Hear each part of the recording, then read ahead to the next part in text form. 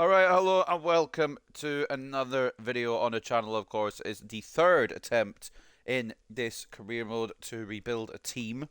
We've managed to do, or I say we managed to do, we've done Manchester United and we've done a Newcastle rebuild as well. But I won't spoil the results of those. I'll let you go and watch the videos on the channel if you would like. The Newcastle one is split into two parts, but the Manchester United one is one big happy family of a video. So today we're going to rebuild a team in Serie A. We're out with the English Premier League this time.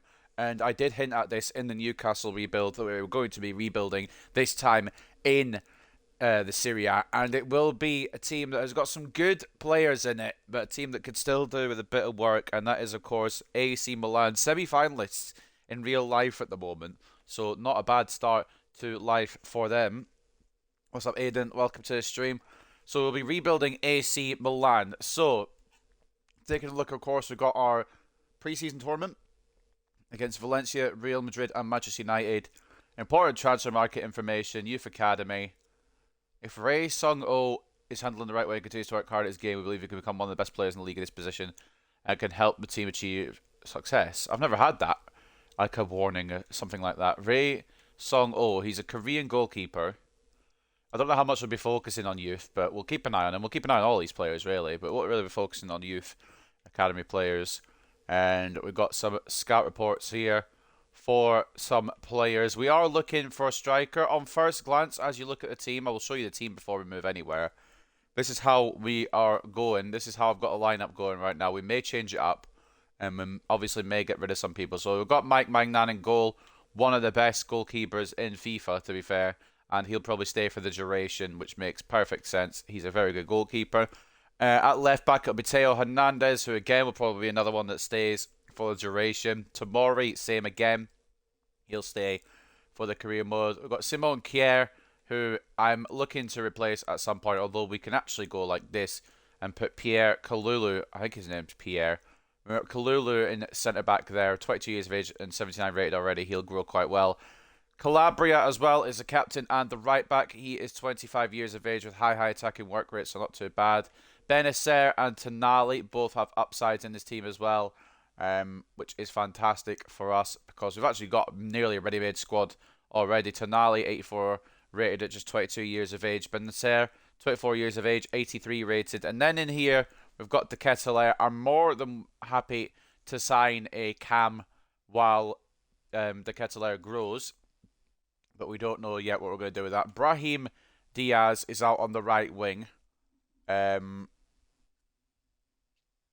He's on loan, of course, from Madrid. And I'm thinking of getting him on a permanent and moving him to our cam and buying a right winger, potentially. Olivier Giroud is the striker at the moment, the starting striker. But, of course, we'll be buying there and changing there.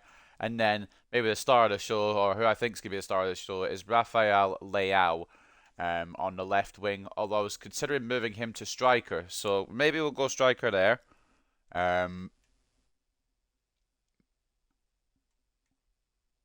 Just try to think what we need to do. We need to get a striker for definite.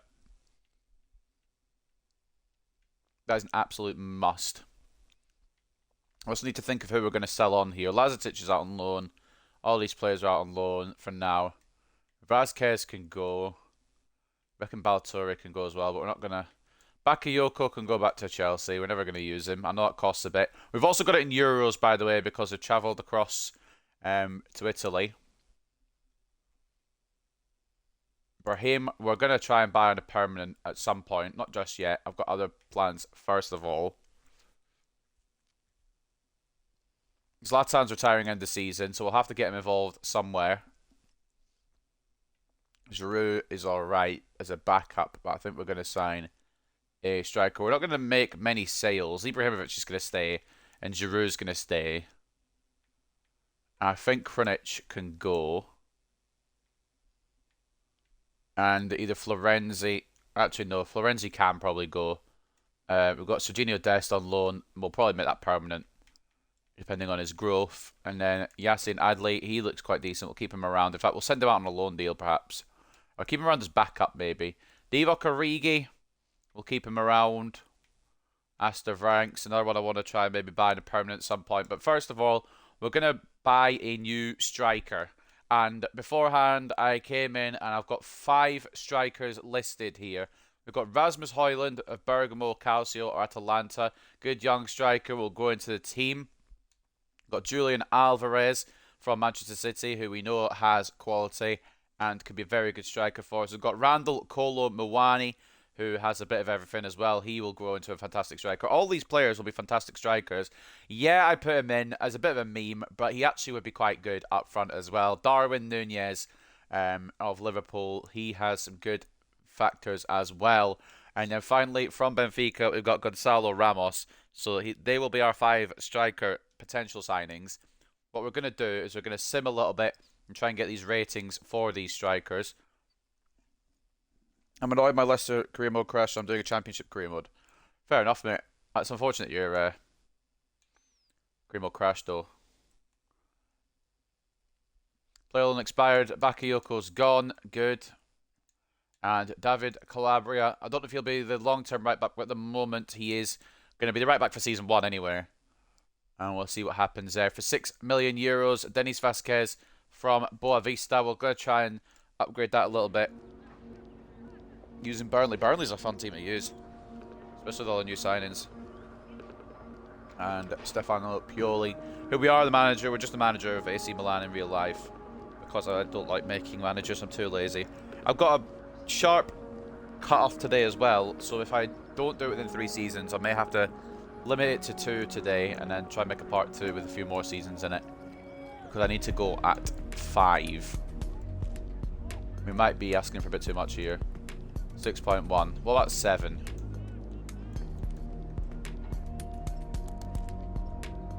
$6.1 is all I'll offer, so 6.1 is what we'll say yes to. And our 3rd or 4th choice goalkeeper will be exiting the club. Hopefully, if the deal goes through, he'll be going to Boa Vista once that occurs.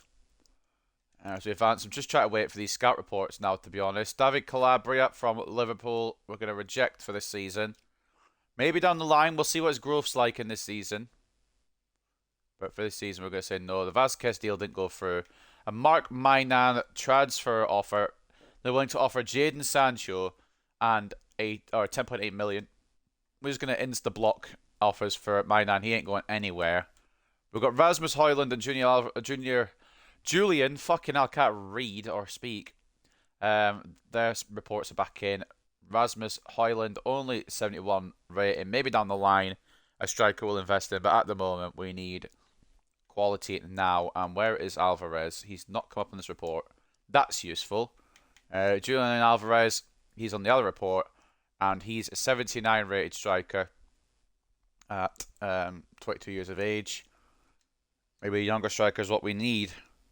Keep an eye on that. Ramos, we've got 3 more days, and I believe Nunez and the other striker who I was searching, I can't remember off the top of my head who it was, will be come back soon as well. Balotelli can get a loan. I was kind of wanted to sell him, but as long as he's off the books for this season, it's fine by me.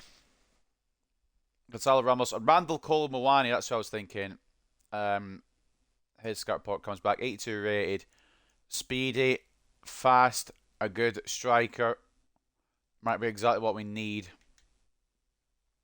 In fact, it is exactly what we need. I just don't know which one we're going to be going for yet.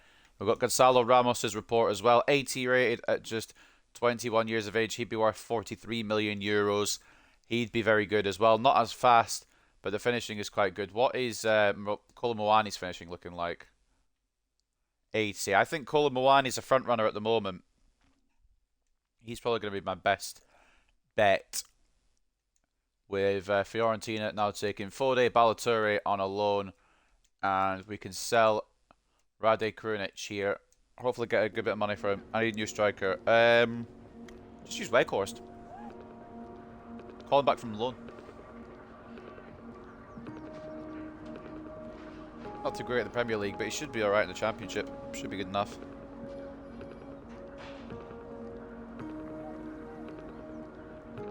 Right, so we're going to ask for 18 million here and see what they say. We've accepted it. Sporting, signing Krunic. We're just trying to get some funds together. And then we will make our moves respectively. Another offer from for Krunic from Juventus. Again, 18 million is the catchment fee for him. And don't sell the player less than that. 18 million is a non-negotiable offer. The Sporting will pay it. Juventus, I should say, can as well. Krunic sale agreement, and Juventus are happy to pay it. So he'll either go to Sporting or Juventus. Hopefully one of them. And this is Ballo-Toure going on his loan to Fiorentina.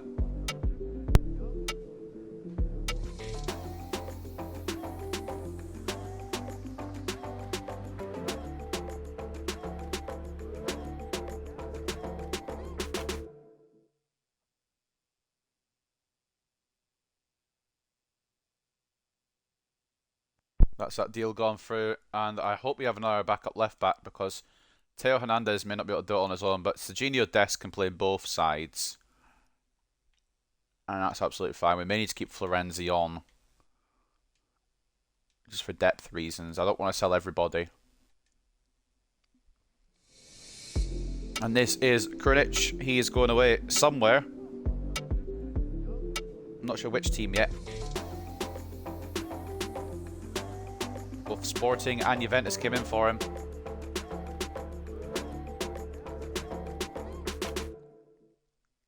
And he's decided to stay in the Serie A with Juventus. Price rating of B. Maybe could have gone up to 20 million, but 21.4, 21.6 even. Rather get him off and get the money.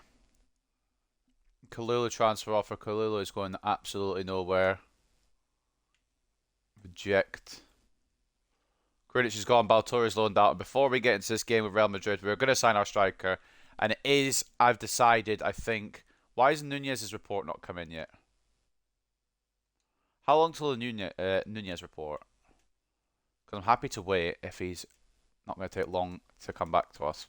But I think I was going to go for Kolo Muani anyway. Not scouting. Oh. I thought I scouted him. Well, it doesn't matter now. I think we're going to go for Kolo Muani. Decent player with decent potential. And I think he'll do a job up top.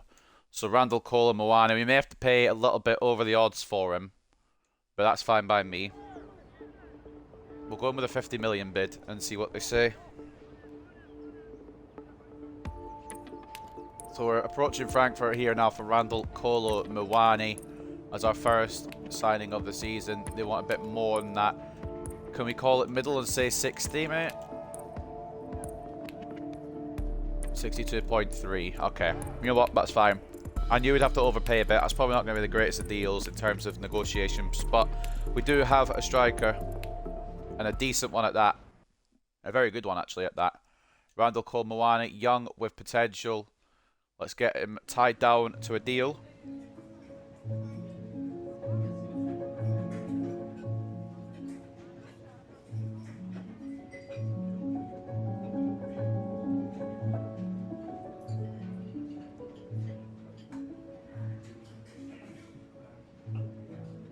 He would be important. Well, he'd be crucial, but we're going to say important. Just in case rotation does happen. A 5-year deal is absolutely fine. Release clause is good, and the wage, we'll call it 40k. Would that be conducive? They want a bit more, that's fine. I'd rather they just say what wage they wanted, to be honest. 67k. It's kind of crept up quite a bit there, but at least they've come back and said, well, actually, what we'd like, rather than saying, right, we're fucking off. So Randall Kolo Muani is now an AC Milan player. Here we go, confirmed.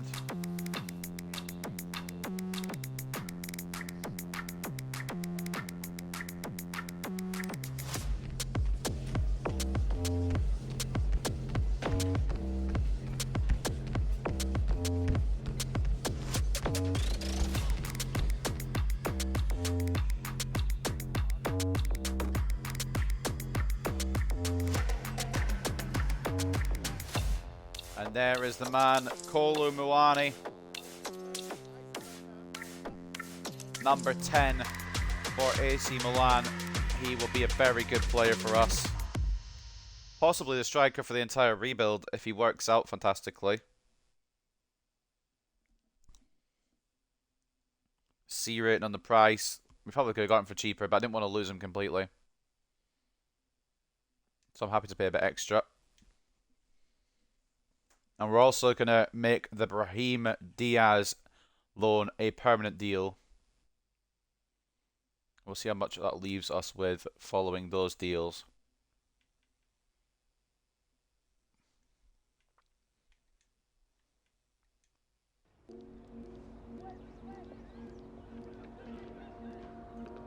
We're going to whack in 30 and see what they say.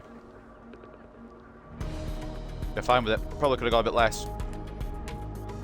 But it does mean the Brahim Diaz deal is done. And that's a good young cam. Renegotiations. And we'll go and get a contract for the boy. Which means he will become an AC Milan player. Should I get the right numbers here? He's getting paid quite a lot, so he'll probably want a bit more. We'll say 5 years, just to keep for the longest possible time. Absolutely not in terms of a release clause. And now the wage. Oh, here we go, the wage. 70k. 76k, fair enough. At least he come back and said, well, this is what we want. Again, rather than saying, nah, fuck off. We'll take that. Brahim Diaz signs on a permanent, and that does mean that we will have him after this season as well, which is a brilliant bit of business. A player who's already here walks back into the facility on a permanent deal.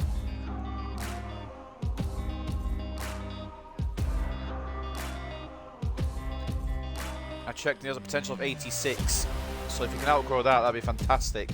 He will start as our cam, with the Catalaire being the backup. I'm hoping the Catalaire gets plenty of minutes because he's someone I want to rotate into the main side eventually. And we probably overpaid a bit there. C, yeah, probably could have gone for cheaper. He might have been on the contract expiry, but we've got to get done what we got to get done. And if it means paying a bit more, it means paying a bit more. 30 million for Brahim Diaz. I think that's fine. So our two signings, Randall Cole Mawani, Brahim Diaz, wrapped up and ready to go. And I think that's probably us for the window. What are we looking at finance-wise? 9 million. Yeah, we'll probably hold off on that. And we'll see if we get any transfer offers I'm interested in. Benacer is not one of those transfer offers I'm interested in. What are the objectives actually while we're here? Probably win the league, win the Italian Cup, and go far in the Champions League. Win Serie A, win Coppa Italia, Freccia Rossa, and reach the semi-finals of the FA Cup, which is fine, or the Champions League, sorry. We're not even the FA Cup. This is Italy. Brahim is happy to be here on a permanent, and I'm happy for him to be here on a permanent. He will move to that cam spot unless he's fast, in which case he can stay right wing. What's his speed saying? We're going to put him into cam. The Ketelaere to the bench. And we'll go with Messias off this right-hand side, I think. What's his age? He's 31. Sailmakers is 23. We'll put more work in Sailmakers. Or Makers. I don't like to pronounce it. Before we go in, no, we're going to get some development plans going for some of the players I know will develop into beasts. Teo Hernandez has probably hit his potential. We'll keep them as they are, but Rafael Leao, we'll work on him a bit shooting-wise. Maybe turn him into a striker eventually, potentially.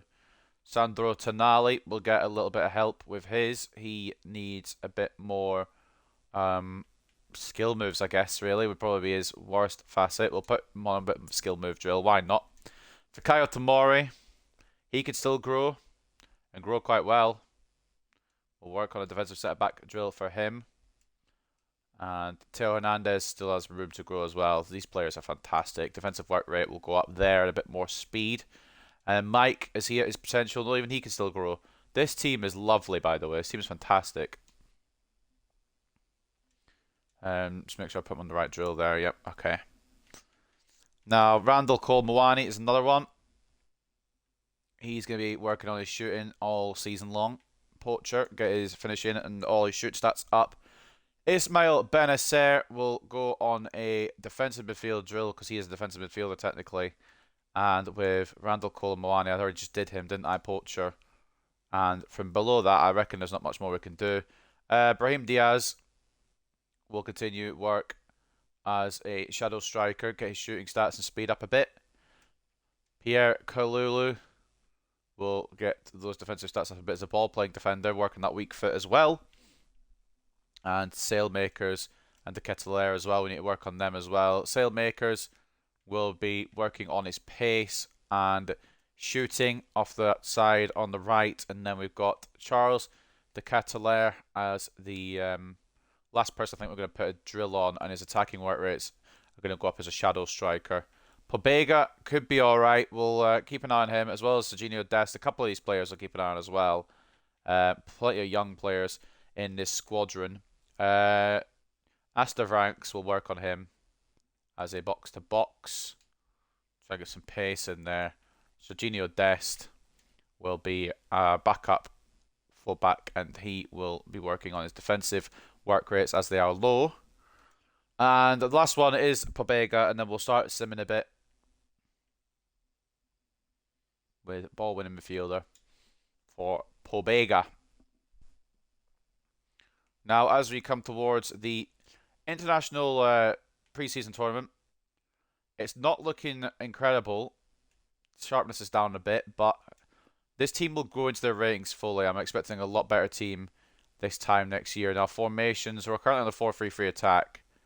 Is there a way we can do it with DMs? I do want the wingers. I want 3 up front. But then I want Brahim Diaz a bit further forward. So what we're going to do is we'll do this. Push Brahim up. I think that's how we look for this one. That's a bit better. And a bit happier our players on this team now. So again, it's going to take a lot of work. Some of these players will have to grow into their ratings this season. Sailmakers, Calabria, Kalulu and Brahim are the ones we're going to be watching the most. The other ones are more or less established in this side. Giroud is still up front, which means we need to change him. And I'm happy to part ways with Divock Origi, to be honest. Now that we've got Cole Moani in, although Ibra will be going on a retirement after this, so maybe we loan Divock out just in case we need him about next season. So we'll put Divock Origi on the loan list, and we'll get through some of these pre-season games and potentially some sales against Madrid. It is a 3-1 win. Calabria got sent off, but Rafael Leao, Cole Moani and De Ketelaere getting the goals. Good signs. It's a good sign to start with. I doubt we'll do it in one season, but maybe 2. If the progression is good. Spain coverage is done. I don't really care about GTN. I've barely ever used a GTN. Calabria is suspended. So I believe Serginho Dest will come in. Such a Florenzi on the bench. We'll bring in Serginho Dest, because he's got more upside. And we will take on Manchester United in the second pre-season game. They've got Lindelof, Maguire at the back. No Martinez, Varane. This is a very beatable team, to be honest with you. Veghorst up top. And it is going to be a 1-1 draw. De Ketelaere missing the late penalty. Fernandes for United. Brahim for us. But De Ketelaere missing the penalty that would have won us the game. And we move to the next. Calabria's back, Italy's completed, and Divock Origi could get a loan to Sociedad, which is probably the best way he's going to get football this year, because of the fact that we've got enough strikers. We may need Divock as backup if we don't. It depends on how much money we get as well. For Cole Moani, we may need Origi as backup. The final game of pre-season against Valencia, they start with, of course, Edinson Cavani up top. And a quick sim will see us get a 3-0 win. Zlatan Ibrahimovic being subbed on. Rafael Leao and Brahim with the goals as well. And not too shabby off the pre-season, boys. So we'll keep something like this in case we get any transfer offers. And then when we get to the season beginning, we will sim till January, of course, see where we're at.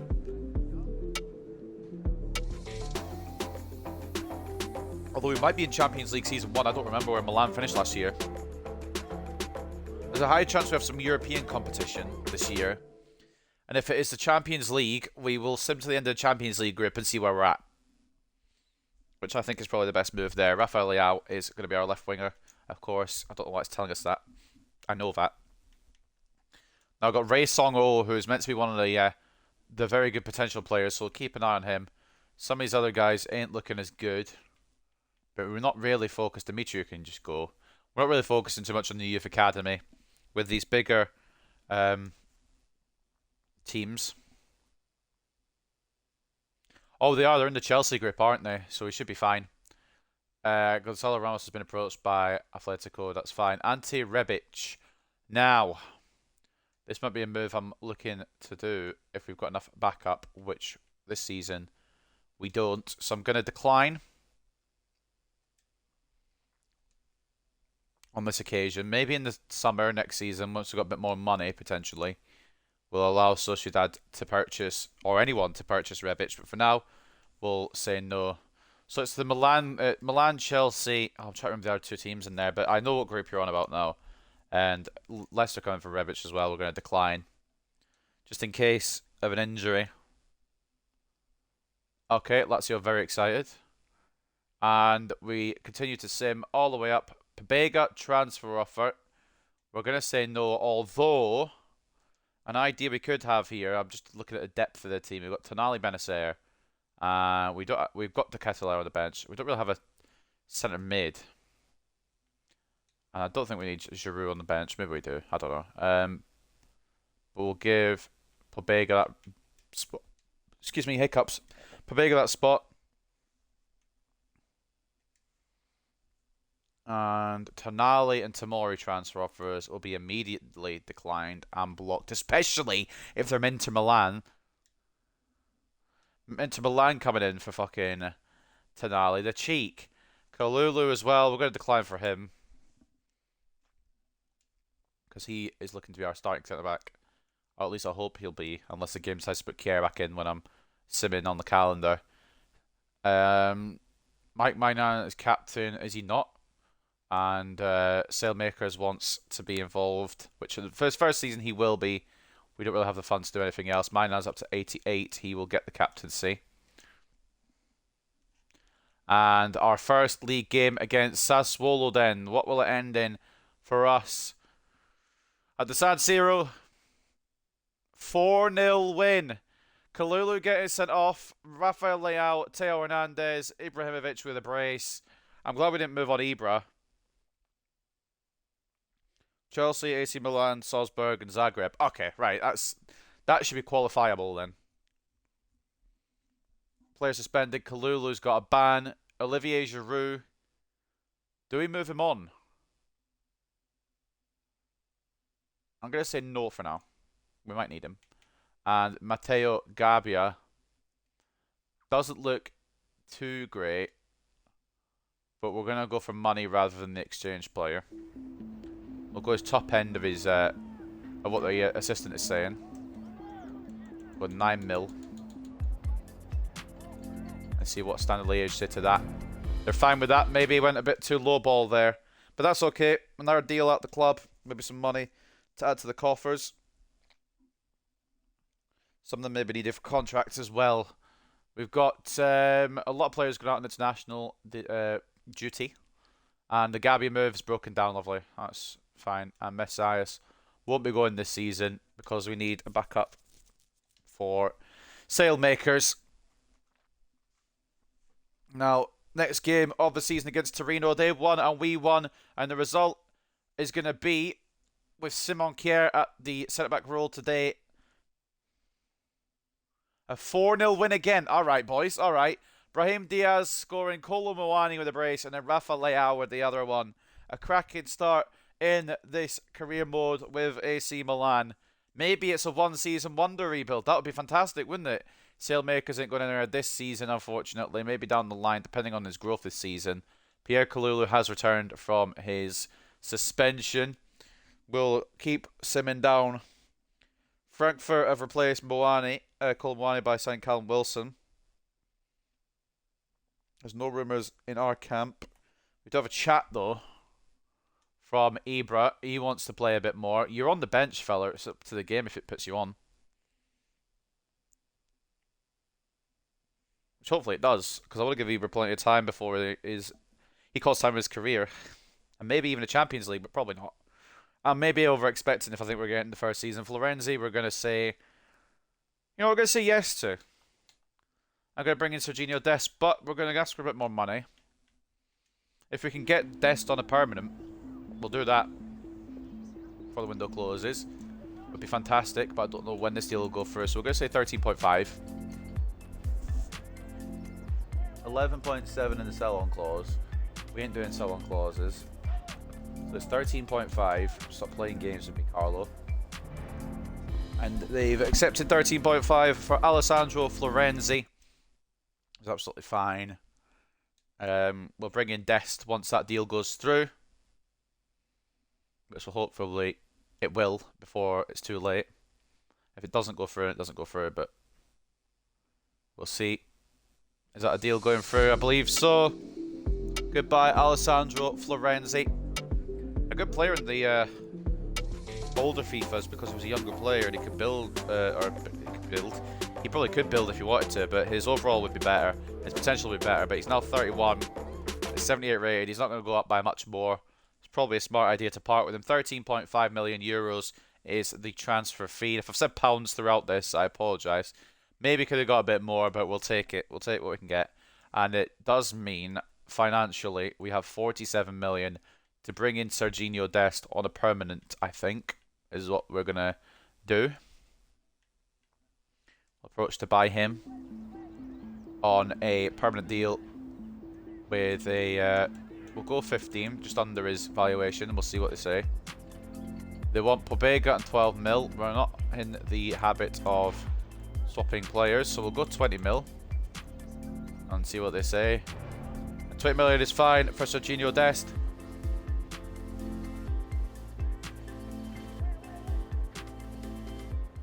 Xavi is shown the door there, and we will bring in Dest. He'll back up initially, but depending on his potential, he might overtake Calabria and become the main right back. And of course, he'll back up as and when required for Calabria. For a year deal is absolutely fine. And as we continue, the wages are actually a cut from what he's getting at Barcelona, which is no surprise because they overpay their players over there. But we'll take that. I'm feeling a good vibe to this Milan rebuild, and then we'll get into the Champions League fixtures and I'll bottle it. I doubt it'll be a one-season wonder, but stranger things have happened. Serginho Dest in the club. I think we're only going to do 2 seasons today because I do need to go pretty early. Well, I say pretty early. I need to be going at 5, so I've got time still, but I don't want to get halfway through a season and have to leave off. So we'll do 2 seasons today probably.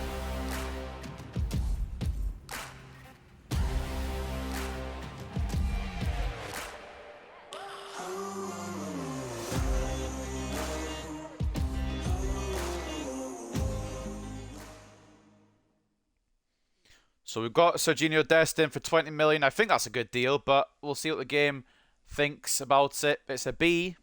It's better than usual for us. Could have gone for 17.9. We'll take 20 million though. I don't want to lose out on him. And those are our 3 signings. I think done. I think that's our transfer window done for the first season. Kolo Muani as our new striker on an important squad role, 67k a week. Brahim is signed permanently from Real Madrid, even though he's in the Real Madrid kit for whatever reason. He's 80 rated. He'll be our cam, and he's accepted 76,000 euro a week wage. I need to remember to say euro, and then 42,500 euros a week for Serginho Dest, who comes in on a permanent as well to back up both Calabria and Terenenge. Or Theo Hernandez for anyone who's normal. A TR loan offer, if you can get it through on time, I'm happy to allow it. Because it'll be Tamori and Kalulu as our not full-backs, all centre-backs. With Kier backing up in that position. And a loan agreement, which probably won't go through in time, from Benfica. along with a loan attempt for Gabia, which also won't go through in time. Hopefully doesn't get our players too down when they don't get loaned out in time. But that is the end of the summer window for us. Des is happy to be here. I'm happy for him to be here. And we had some other ones as well. The transfer window is closed. TL loan rejected, and the updates in the academy are looking all right. Keeping an eye on this man, Ray Song Oh. He's apparently the best one to be keeping an eye on. Not that we'll probably ever use him, but just in case. What we're saying contract-wise, actually, before we go any further, before I sim, just in case anyone can go on a free. We've got Astor Franks who's on loan. Morante, who I'm not going to renew, and is probably retiring anyway. Tata Serrano, same deal. And Ibra is retiring, so I can't offer him a new deal. So everyone else is fine. But the problem is, at the end of the season, we may have some departing goalkeepers. Unless we keep Vasquez around, which I might actually do. But Magnam will need a decent backup. So we'll come to that at some point. But up until now, from now up until the end of the Champions League group, which we know, thanks to Aiden and thanks to the game, remembering that we're in the Champions League as well, it is Chelsea, Salzburg, and Dinamo Zagreb in our Champions League group. Should be able to top that group, especially with how Chelsea are going in real life, but also because I think they topped it in real life, didn't they? So we'll go after the Dinamo Zagreb game. We've got Milan pretty early, the Inter Milan pretty early in the league. 4-1 win. We draw with Chelsea. Draw with Inter. Win that game against Hellas Verona. We lost to Fiorentina. Beat Zagreb. It's a record. I don't know all the Italian teams, so I apologise. Lecce, we got a win over. Empoli, we got a win over. Salzburg, we do win against as well. We've got Monza, Atalanta. Oh, sorry, Sampdoria, I should say. Monza, Sampdoria, and Juventus to end the month with decent results out of all of them. Another win over Salzburg, which is very, very good. A loss to Lazio, which is not very, very good.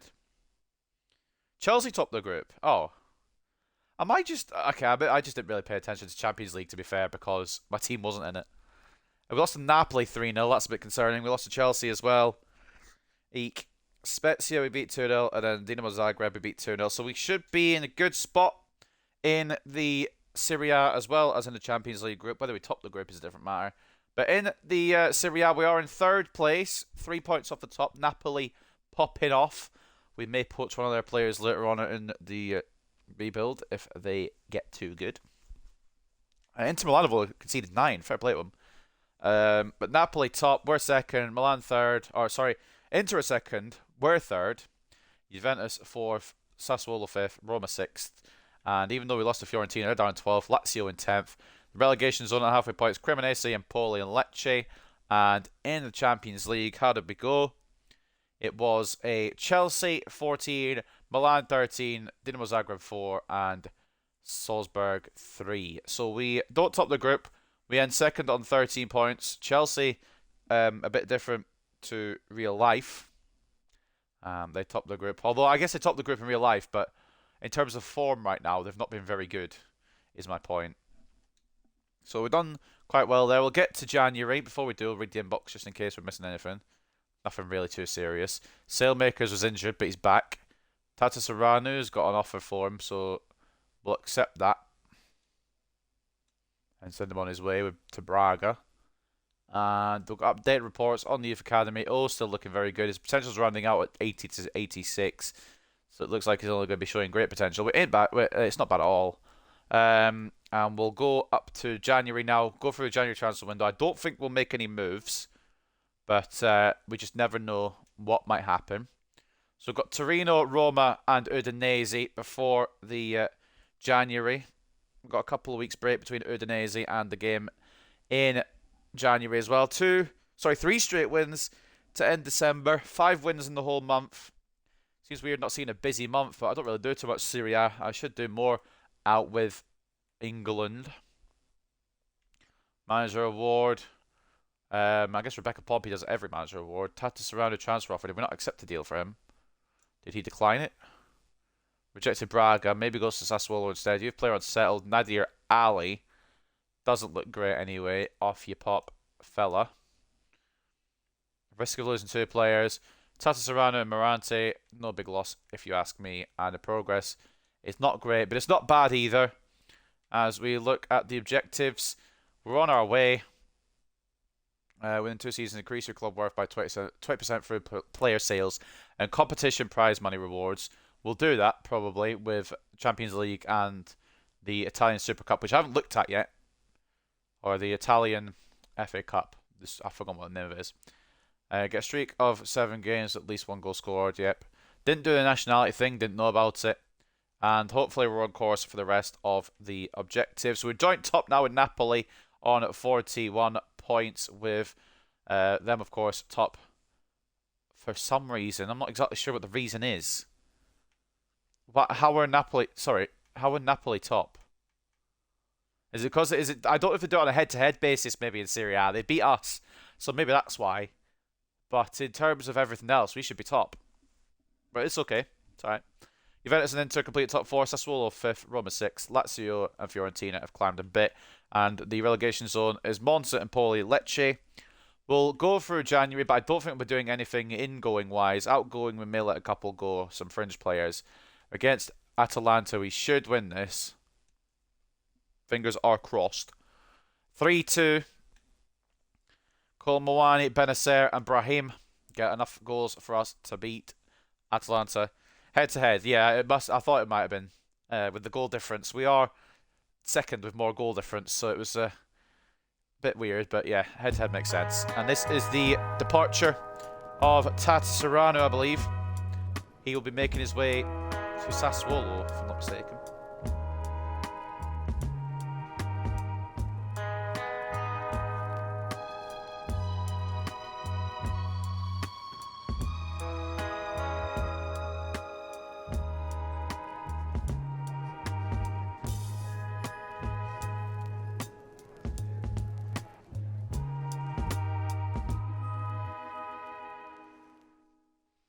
And Tata Serrano going to Sassuolo for €840,000. I reckon we got a good deal for that. Especially as he's 35 years of age, or 36 years of age, and quite low rated. We'll take that. Best possible deal is 950. I'm not going to penny pinch over a old Romanian goalkeeper. No offence to the lad. He's probably a very nice person. Up next is Udinese. Will we win this? Hopefully, right? Okay, that makes absolutely no sense. That's perfectly fine. It's one of those games that's just nonsense and doesn't make any sense. That's okay.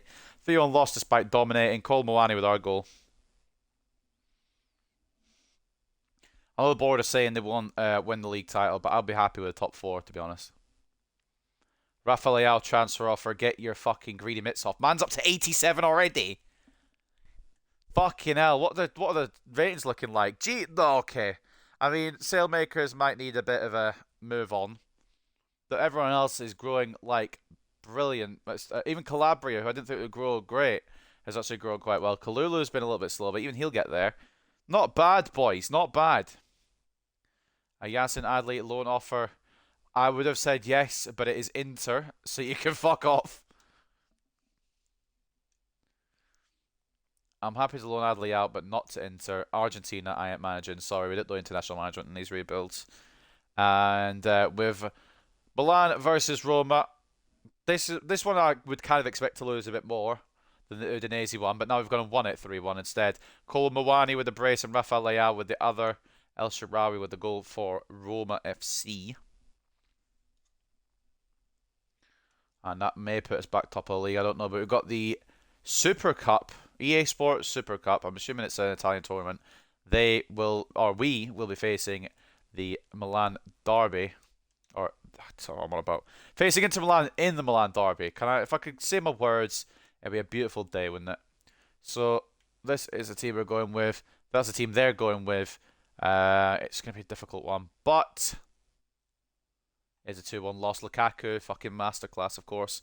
Of course. Yeah, you know what? That makes perfect sense. They go down to 10 men and go on and win. Yeah, you know what? Fine. We didn't care about Super Cup anyway. It's like Carabao Cup to me. As we continue on. Offer withdrawn. Who for? Wasn't paying attention.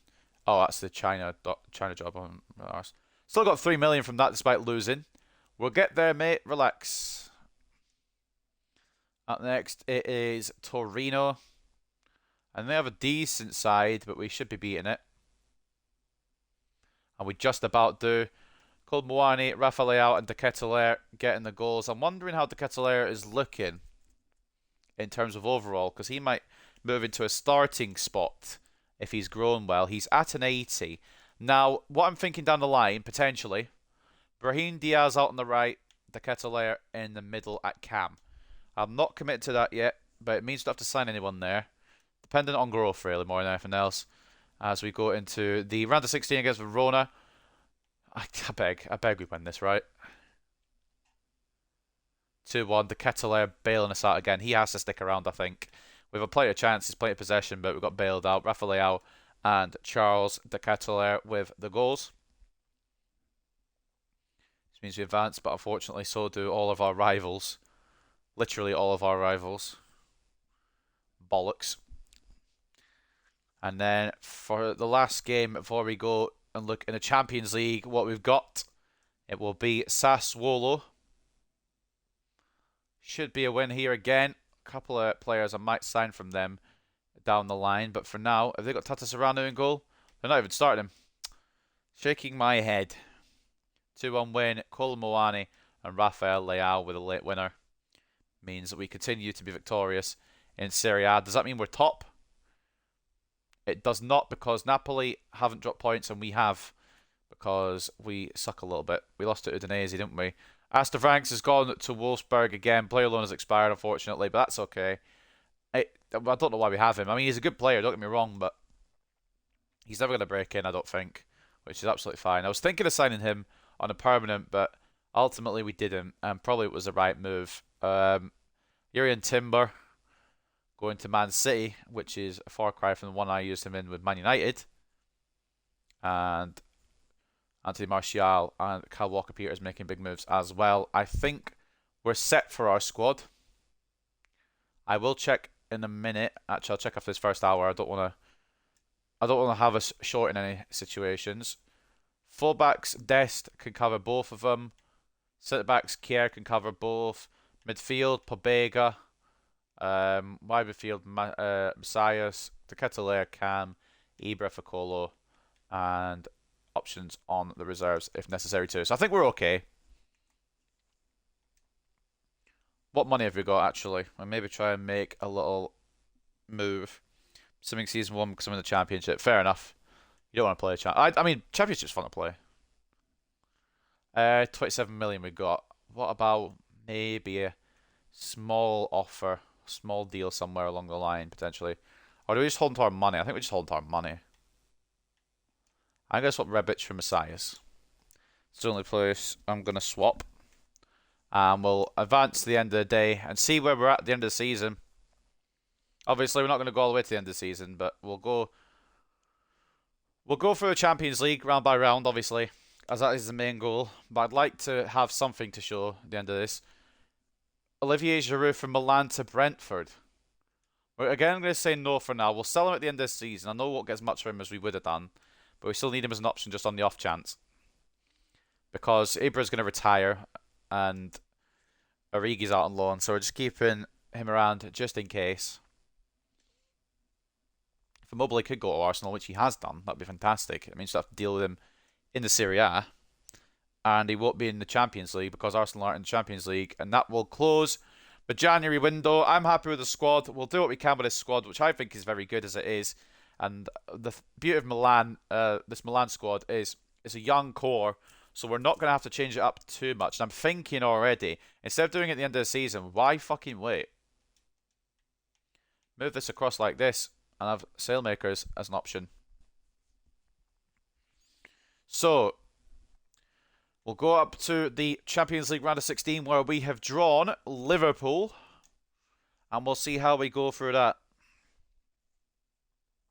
A draw against Sampdoria. A loss to Atalanta in the cup. You fucking joking. Monza win. Manager rate might go down a bit because we lost the cup. Bollocks. Well, we'll try. Try and do the other objectives. See where we're at. Yep, manager rating's going to the orange. I knew it would.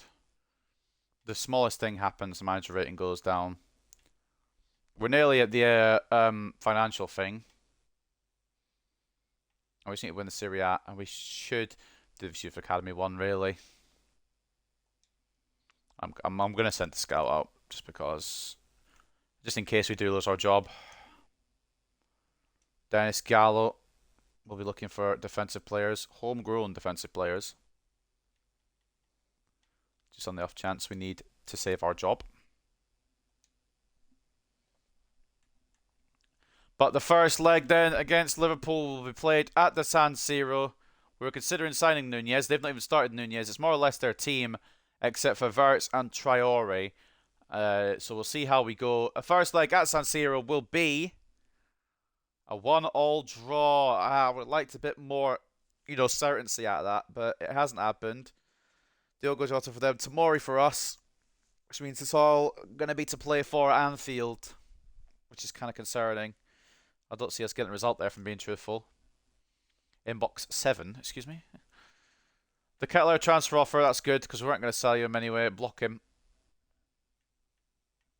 And an update on some of these players as well. We need to keep all on watch.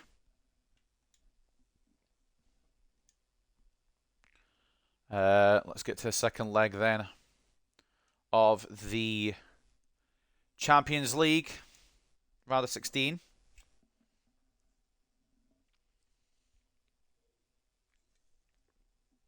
Wins over Fiorentina and Verona.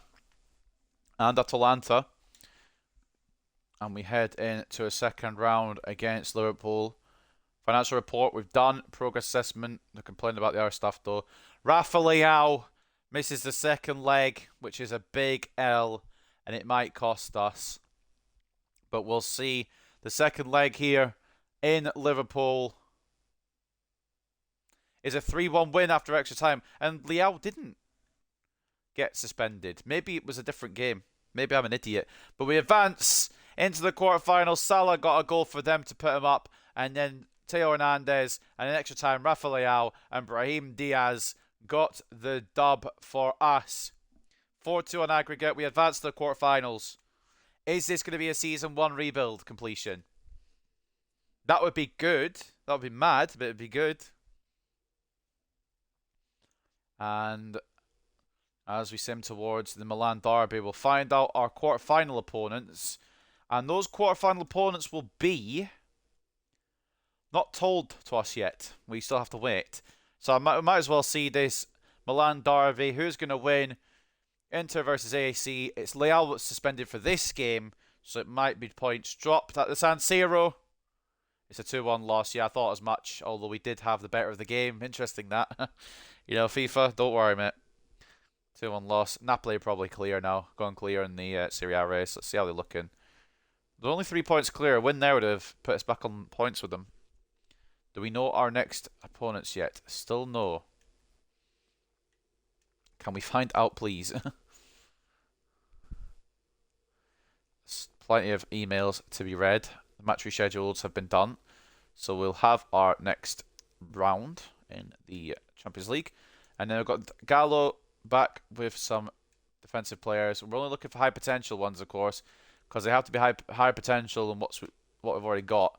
Lyle and Bardi could be a fantastic one. And we'll get Rizzo in because he's got the Riz. But I don't know if that'll have done our objective. We're giving it a go. We've got 3 months on it as well, so we'll see. And apparently 0 out of 2 have been signed to the defensive position. Were they not defenders? They were all CDMs. Useful, that. I'm not going to do the Cremonese game because we do have our quarterfinal. And it will be against... Oh, you know what? Just fucking fist me now. We're against Manchester City. And we lost to Crema. Oh, you know what? I hate this game. But we did get a point from Napoli. I guess we slowed them down a little bit. Oh, we're not in the greatest of form heading into this quarter-final against Manchester City. It's slightly concerning. Alan Pearson's gone. A Vazquez transfer offer. Rafa Leao's suspended again, the fucking prick. Getting sick of him, his bad temper. We'll leave Vazquez. I'm actually going to reject the Vazquez offers just for now, or we'll ignore him. But maybe in the summer, when we find a good backup. So the first leg will take place at the Etihad. It is an absolutely cracked team because, of course, it's Manchester City, led by Kevin De Bruyne and Haaland, of course, up front. At the Etihad, a 2-0... Sorry, but pardon. Excuse me. A 2-0 win. This is not what the doctor ordered. This means it's going to be a 3-0 loss next leg, right? 2-0 win over Manchester City at the Etihad. De Ketelaere and Leao. Will this be a Season 1 rebuild completion? It'd be kind of dead, to be honest, but it'd be kind of good too.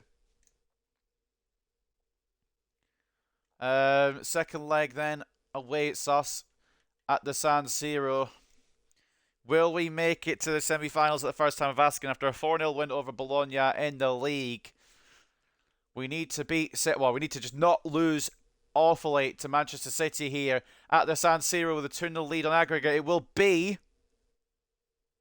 a 3-2 win with Haaland missing the penalty, Tonali finding his shooting boots, Kolo Muani as well with the other goal, Mars and Foden for them. Ladies and gents, we're in the semi-finals at the first time of asking. And if this is like repayment for all the times I got fucked over with Newcastle and Manchester United, then that's absolutely fine. Hernandez has reached his potential of 90. We could probably grow him a bit more if we move him a little bit. Attacking wide back, he can go up still more, quite a bit more. He will go quite a bit more. I'm telling you now, that's not his potential. More stuff here. Rafael has completed the suspension. It's in the league, thankfully. And we have advanced to the semi-finals. Just give me a minute to think. That should get our rating back up, to be honest. Because we've done the fucking thing, haven't we? With the Champions League. So, put my rating back up. Although we might not win the league, actually, so it could be a problem. How's the league looking? 7 points off, yeah. Napoli have it this year. We're not going to get the progress done for those. Dennis Vazquez hasn't had an offer accepted because I want to keep him on for now. Saverio Ferrari won't be coming in. Leo De Angelis will be. Mario Silvestri absolutely will be. He might even get involved. Moretti as well. Cassidy won't be, and Bianchi won't be. But oh my god. Okay, the Youth Academy thing is done. That's fine. We may miss out the other objective on there. But I've found God in the academy. Mario Silvestri looks absolutely cracked. Is he a right back? He absolutely is. We'll work on him and maybe even loan him out next year to see what he's capable of. But that's a very good player right there. So I wasn't going to use much youth. I was lying. Have we got our semi-final opponents yet? We do. Red Bull Leipzig. Oh. I don't want to sound confident here, but I'm confident. We might actually do a one-season rebuild. That would be kind of... Why is the manager rating down again? What did we do this time? It's literally been a few days. What have we done? What's made him upset? He's bored. Right, first leg against Leipzig. What's our team looking like? Lav and Kunku, obviously. They do have quite a good team, don't they? So we will see if we can get past them. At San Siro against Red Bull Leipzig. It's a 2-2 draw. And we had to rescue it. I'm a bit concerned that we might have got our limit here. De Ketelaere and Rafael Leao with the goals. It's a 2-2 draw at San Siro. Finished second league. Fair play, mate. You get to be in the Prem again with Burnley. Not too shabby. Now, the second leg will take place in Leipzig. We may be, or in fact, we are one step off the Champions League final. Will it be the first time of asking a Champions League final for AC Milan? The scoreline in the RB Arena will be a 1-0 win to Ketelaere. Oh my god, we're in the final first season. I can't stuff this up, surely. I can't bottle this. We can get this done in one season. Zlatan could win the Premier League or the Champions... Whatever. The Champions League. I get excited. He's not going to win the Premier League. But the Champions League. The one trophy that man has never won. Will he win it? Colin Mwani's reached his potential of 85, which is absolutely fine. He'll still grow a bit more. He's very close to get... In fact, he can grow in other areas. He just finished his poacher drill. He's got plenty to give just yet. Work on a bit more. How's the finishing? The finishing won't go up further than 89. We'll work on some other areas of his game then. But we are in the Champions League final. The first time of asking. I don't know who we're against. Vasquez could go, but not just yet. Who have we got in the Champions League final? We're going to face Bayern Munich. Bayern Munich in the Champions League final. Season 1, by the way. Oh my god. Can we rescue the league title? Probably not. But we'll never know. A win on the final day. Does that mean enough for the league title, or have Napoli just done too dang well? We'll take a look in a minute. We've got bloody loads of shit here. Calabria's reached his potential of 83. We may have to look at replacing him if we do have another season here. But if we don't have another season here, then we don't need to worry. Dest's coming up as well, so maybe we'll just throw Dest in there. Oh my god. So this is the squad then for the Champions League final. It's a bit mental how we've got here in one season. After all the struggles and all the trials and tribulations of all the other teams, Manchester United, Newcastle United, we couldn't get it done. We're in the Champions League first season. It's a bit mad. That is a bit mad. That's absolutely mental. What a team we got here, boys. What a team we got. Colmwire already hit 86, so he did have more room to grow. And international management offer from Italy is pretty cool, but we're not going to accept it. And the scouted update, got some more players in. Not that we need them now. Could probably just say no to all of them, but there might be a couple of gems in here, like Romero and Rossi. What will you do if you win the UCL? If we haven't won the league, which I'm going to check now, I'll do a second season to see if we win the league. And if we don't win this final anyway, we'll have to redo it. We come second in the league, 4 points behind Napoli. Scored the most in the league, but we didn't win the league. So maybe we'll go for the Serie A title and the other trophies we didn't win if we do one more season. If we do win the Champions League, usually I would end it after the Champions League, but we haven't got the Serie A, so I kind of want to get it. It also depends on if we can beat Bayern, which is going to be a big deal if we do, and maybe a big deal if we don't as well. Zlatan Ibrahimovic has come in saying, great result and great referring the cup. Hockey still got me in mind. It'd be a fantastic way to finish my career if I could help the club win a trophy this season. He's absolutely getting some game time at some point in this game. Zlatan Ibrahimovic will be coming on for his final game in the Champions League final. Off the bench probably, but he will get some game time. I'll guarantee it. Champions League final at the Ataturk Olympiat Stadi. Bayern Munich versus Milan. Who have they got? Neuer, Davis, De Ligt, Upamecano, Cancelo, Goretzka, Kimmich, Mane, Gnabry, Musiala, and Osimhen. Oh my god, that team is fucking ridiculous. But we've got Magnan in goal, Hernandez and Calabria, Tomori and Kalulu, Tonali, Benacer, De Ketelaere, Leao off the left, Brahim off the right, with Kolo Muani up top. If we could do it first season, that'd be fantastic. Please start him. I want to give Kolo Muani a chance. Ah, fuck it. You'll get one chance to do this. Ibrahimovic will start up top for AC Milan. And you know what? We'll go one better as well. If we do win the Champions League, it'll be Zlatan to lift it. There we go. But if we don't, then it won't be ever happening for him, unfortunately.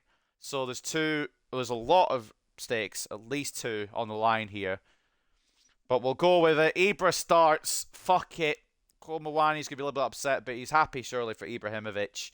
And at the Ataturk Olympiat Stadi. Let's get into the Champions League final, boys and girls, and anyone watching.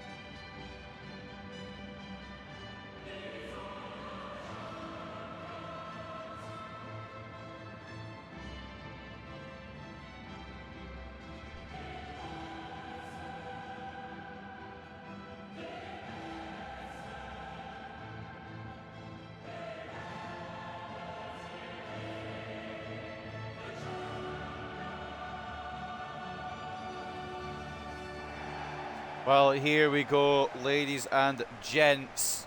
That team is on a different wavelength from the bench. May not be too strong, but it's still solid. Oh, God. I didn't expect this first season, so I'm a little bit in shock.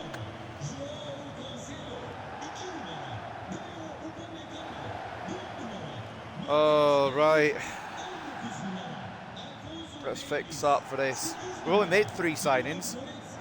And we've got to the Champions League final with the other teams. We made loads of signings and nothing worked. Maybe little is, or less is more. We've still got most of the starter side. There's only been, in fact, everyone is a starter. There's only Kolo Muani who has come in. Of course, we've got Brahim and Dest on permanent deals.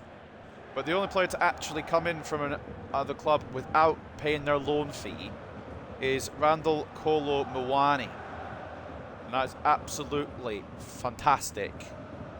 Though I signed Messi to Burnley. It's up to you, mate. He signed for Salford in my career mode, so wouldn't be a bad signing. Right, in Turkey, we kick off proceedings. Season 1. We could be Champions League winners. It's the last chance saloon for Zlatan Ibrahimovic. Rafa Leao jinxed through early. It's in towards the Kettle, who I think is offside. Rafa gets it back to Ibra, but it doesn't fall for the big Swede in his last season of professional football. And Bayern Munich will bring it away. Musiala finds Aussie men. And it's going to go through to Kimmich maybe, but Kalulu sorts it and Calabria can get it away. Benacer now for Milan. The Ketelaere into Brahim. Brahim on here to Ibra maybe. It's blocked by Upamecano.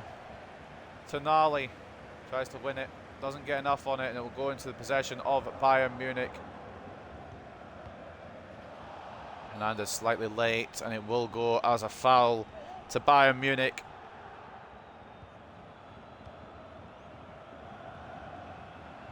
Ball by Aussie men. It's back to Aussie men by Kimmich, but blocked by Tomori. Now Tomori's messed up a little bit here, and so's Kalulu.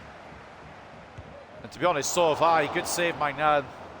Awful defending for me there. We've been bailed out by one of the best goalkeepers in the game.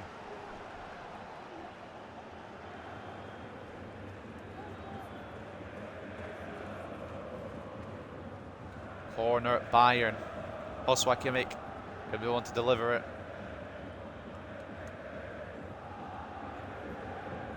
If we do win the Champions League, I'll go another season just to see if we can get Serie A.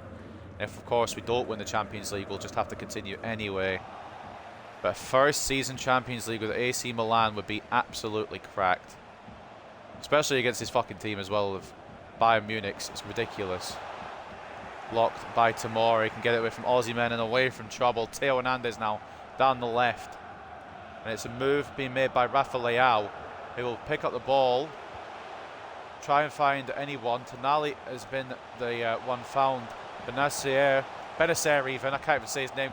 The Ketelaere couldn't make enough space for a chance. And now Mane. Blocked by Kalulu. All the way back to Mike Magnan. Just playing it around, playing it cool, playing it simple. Nothing stupid. Benacer into Ibra. Oh, one more to the Ketelaere! 1-0 Milan! Will it be, for the first time in 16 years, will it be Champions League glory for AC Milan? Will it be the first Champions League for Zlatan Ibrahimovic? A man who has plenty of accolades, but one that has eluded him is the Champions League. And De Ketelaere has given AC Milan a bloody good chance of it. 1-0 here in Turkey. And it's Charles De Ketelaere. I knew he would break out for this team. I didn't know he'd do it this quick. And we lead here in Turkey. Oh my fucking days. How's this gone so swimmingly after all the other shit ones I've done?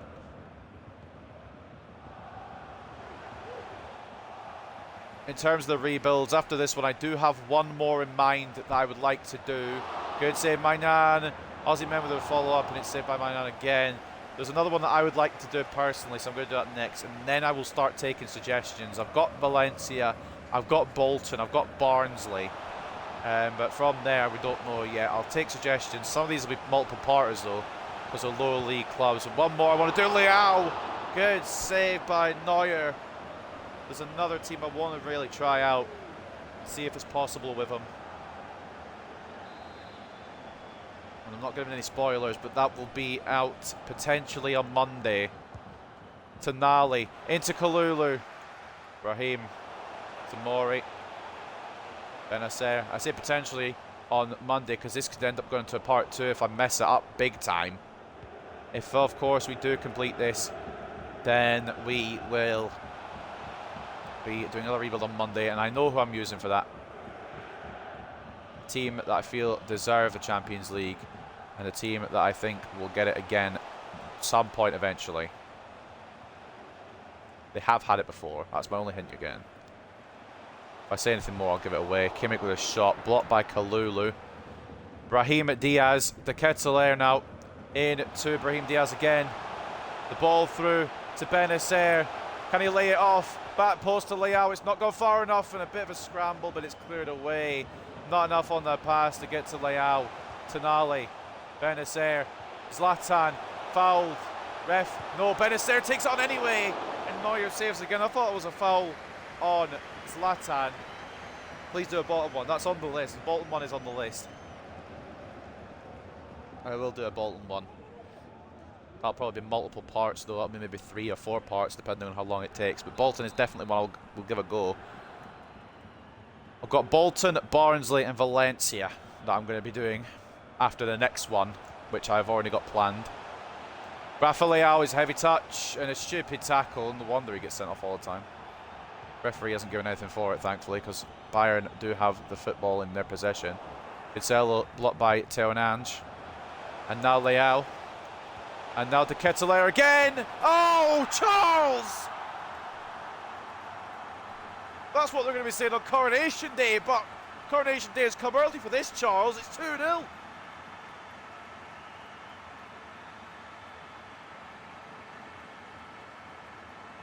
What is going on? Neuer's had a nightmare there. Charles De Ketelaere, my apologies, it's a difficult name. He's made it 2-0. What a breakout star. I know this is about Ibra getting his first ever Champions League potentially, but we're making a star here with Charles. And we're going to need a good backup striker next season. Maybe Charles can move forward into a backup striker role. I don't want to be backup actually, never mind. I'm going to take that idea straight out the pot before I put it in. Whether we win or lose here, we will do another season just to see if I can win the Serie A.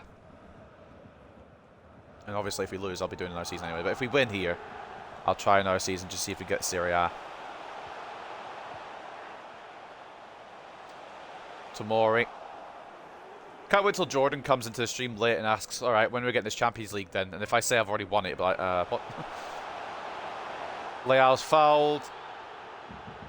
Could be a yellow, but the referee's not going to give one. Hernandez was meant for De Ketelaere. It will go to De Ketelaere now via Tomori, trying to pick out a man running through the middle. Didn't get either of his men. It's cut out by Benacer. Kalulu. I know we had some cracked teams with Manchester United and Newcastle, but I think this is my favourite team I've used. Calabria. De Ketelaere for a hat-trick. This young Belgian's on a mad one.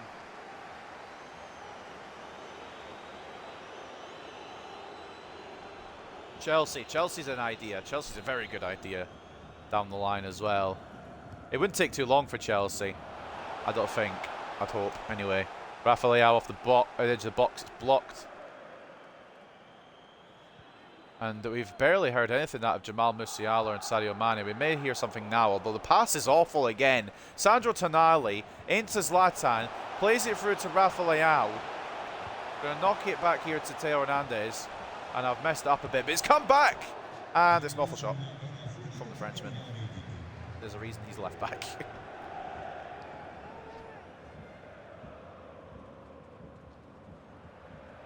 Nearly hit the kettle there on the way through.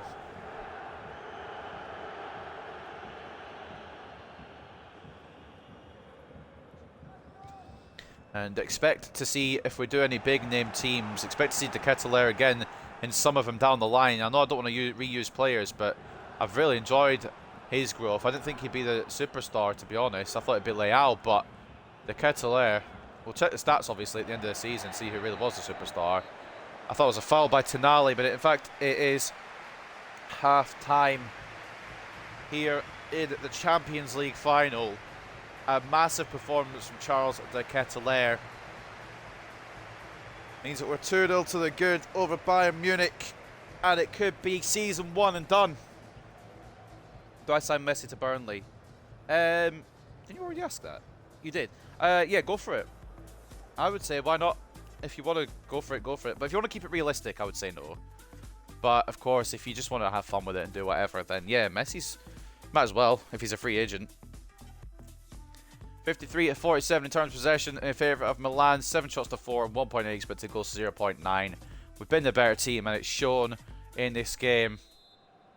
We're 45 minutes from potentially seeing Zlatan Ibrahimovic lift the Champions League in his swan song here. The last game of a storied career without winning the Champions League could be completed tonight with that prestigious prize, the best prize in Europe. Will it be completed? We're on a good run here, and speaking of on a good run, Zlatan Ibrahimovic off the bar into Brahim, and it's away. The Brahim header didn't find anyone, but Zlatan may have came close to scoring his final goal there in his career. Just off the crossbar, it hits, and now Cancelo moving for Bayern. Poor pass, and tomorrow will cut it out. It's a frustration tackle by Musiala, but he has, or sorry, by Gnabry, but he has won it back eventually. Won't get reprimanded for that tackle on tomorrow, I believe. Benacer doing very well. Once again, Leao making the move. Theo Hernandez making the move. Inside to Leao. De Ketelaere once again in the situation, but the pass is poor. Benacer picks it up. Now De Ketelaere. Calabria. Raheem. I'm gonna be straight with you guys. I'm trying to get to Ibra. Just to give him a send-off goal, and it ain't happening. Tonali. Benacer. Raheem. Ibra. Himovic! Oh, Neuer. Tonali! Okay, right, we might as well give it a go. You just never know sometimes. Oh, but we have opened ourselves up to a counter here from Sadio Mane. Kalulu can't get him off the ball. He's crashed into Calabria here, which is a bit of a problem. Mane puts the ball into the middle. Aussie men near post. Magnan save. And you'd think Kalulu would have been there had he not crashed into his teammate there. Ibra's off again. Ibra's off again. Will it be it for... it's not going to happen, I don't think, tonight, boys. 2-0 up to the good, though.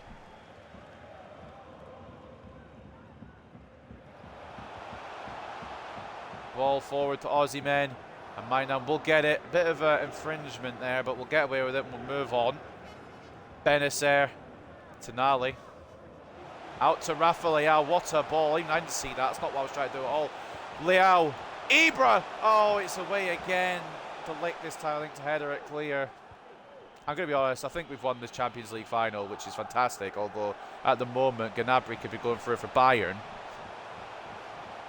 I'd like to see a send-off goal for Ibra. Obviously, if we don't get it, we don't get it. But it would be nice, wouldn't it? Play brilliant, but Mane has put it over the bar. And I am going to bring on Kolo Muani because he deserves some time, but it'll be on for De Ketelaere because I want Ibra to lift the trophy. So we're going to do that.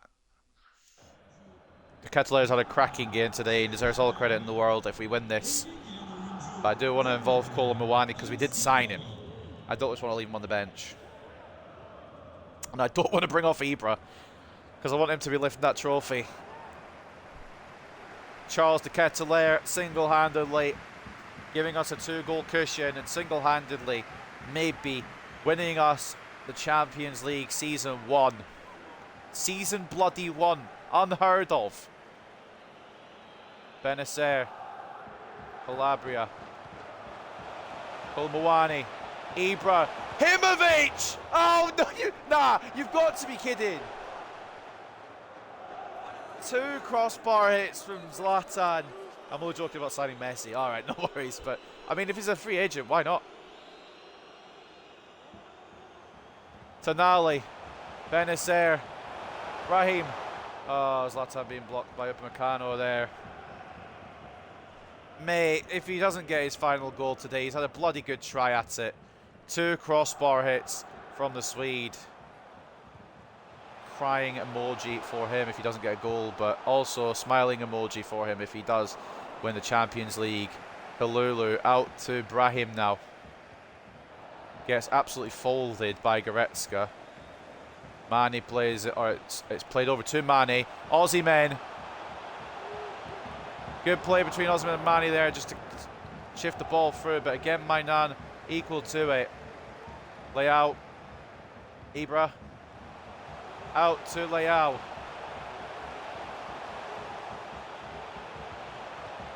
Trying to find Zlatan, it's locked onto the wrong player. Will this find Zlatan? Nope, it's blocked out.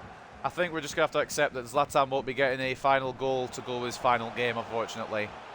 But you just never know. There's still time, still plenty of time. Calabria gets away from Mane. Tomori into Benacer.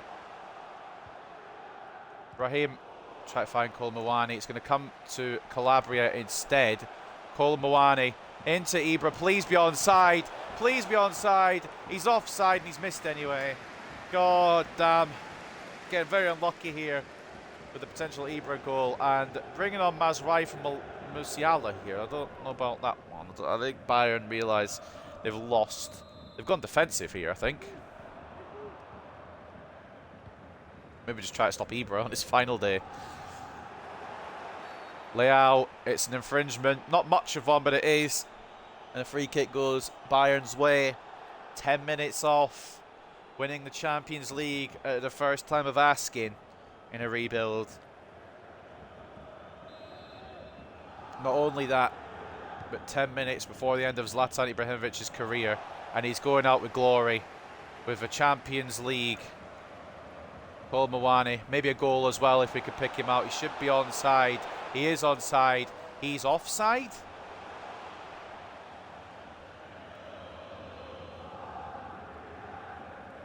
Oh, barely, man. Give him a break. It's his final game.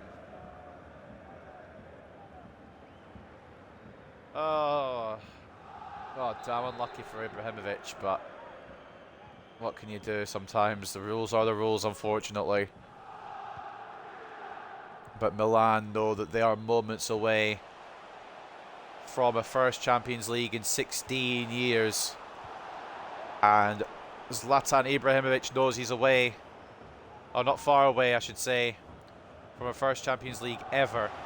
In his final game, Brahim comes back onside to receive the ball. Knocks it into Benacer. Ibrahimovic, please! Oh, he's put it wide in that point, scored it! Oh no! It just ain't his day. On his final day, I don't think he's going to find the finish that we all want to see. Oh, that was it though. That was fucking it. How have I put that wide then? Played it to late. It's not. It's played it to fucking hand. Fair enough. I was wrong. And the Milan fans already singing Championes. Kolo Muani to Ibra. Please! Yes! Zlatan! He's done a front flip over Neuer! And in the last game of his career, it's the last goal of his career. It's the Champions League final. And he's covered up. It sealed the deal by Zlatan Ibrahimovic. In his final game. Not just in a Milan shirt, but ever. He scored his final goal to seal the final prize that he had never won. He has won it now.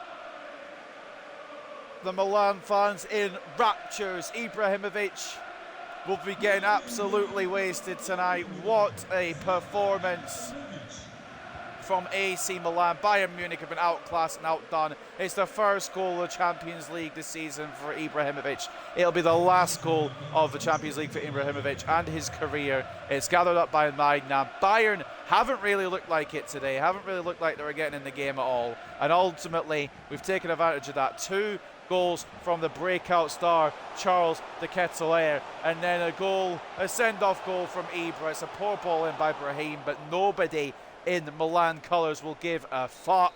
And that will do it.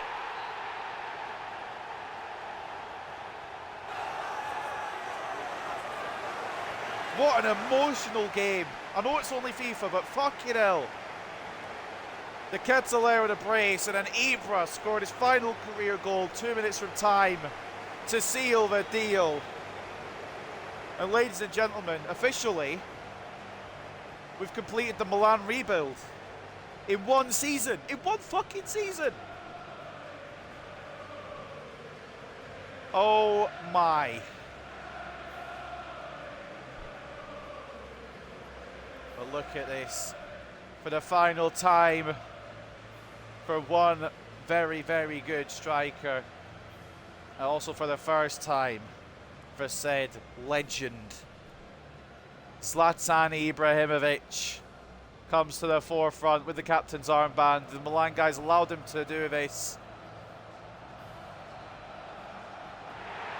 And Zlatan lifts the Champions League. It's taken him 25 years of a career to get to this point. But now he's at this point. And it could have been a better ending. It could have been a better ending. I'm going to be 100% with you. I didn't think we were doing this season 1. I didn't think Zlatan was getting this reward, getting this trophy to add to his trophy cabinet, to add to all of his accolades and achievements.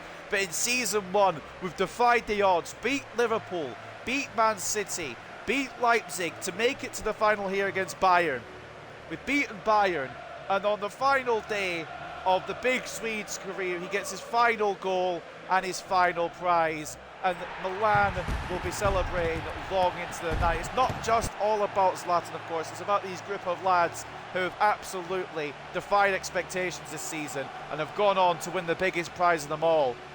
But of course, the big story will be Zlatan has done it on his final day in his own way. And AC Milan are Champions League winners. I'm just exhausted after that, boys. I'm not going to lie to you. Oh my god, what a moment. 56 to 44 in terms of possession, 13 shots to 7, 3.9 expected goals to 1.7 as well. Deserved winners on the day, and winners is what we were. Let's take a look back at the goals from this Champions League match. It was played nicely into Ibra, who unselfishly laid it off for Charles de Ketelaere to power into the bottom left, past Manuel Neuer, and that made it 1-0 AC Milan. A cracking finish from the number 90, who is going to be a key part of this next season if we're going to go for the Serie A.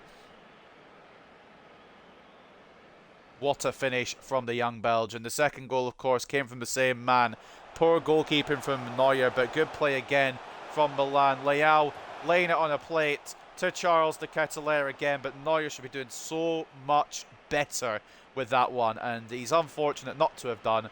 You maybe think De Ligt should be doing a bit more as well. But it's a poor save and a great finish in the end from the Ketelaere. And then the coup de grace, the cherry on top.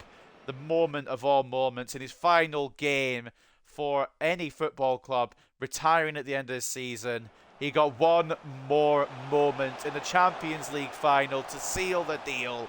Zlatan! He makes it 3. What a finish. Good bit of running there to get away from De Ligt. And a powerful finish by past Manuel Neuer by Zlatan Ibrahimovic. The captain of the day gets everything his own way. And ladies and gentlemen, that is the rebuild completed, of course. But looking at the ratings, man of the match goes to the man who won't be here next season, unfortunately. Zlatan Ibrahimovic ends his career with a goal, an assist, and a Champions League trophy and medal. Calabria solid at right back. All these players' performances will go unnoticed, mostly because of Ibra getting his day. Calabria 8.1 class at right back. I was thinking of replacing him, but I might just keep him on. He was very good. Ismail Benacer strong in the midfield. Magnan as well, a very good goalkeeper, keeping the clean sheet today. Whatever Bayern offered up, he closed down. 5 shots, 5 saves. Leao with the other assist, one of the other assists with a 7.6 today. De Ketelaere, the unlikely hero, brace for him at 7.3. He'll probably be the other one that's talked about in a big, big way. And then Randall Kolo Muani with assist today as well. He got a low rating, but he understood what the assignment was. He's given Ibra his day, his final day, his send-off, his coup de grace. Ladies and gentlemen, that's the rebuild done. We'll do a post-match interview, and we'll do a Season 2 to see if we can win Serie A. But that is us done otherwise. First season, AC Milan Champions League winners. Aiden's getting very emotional. It is a big moment.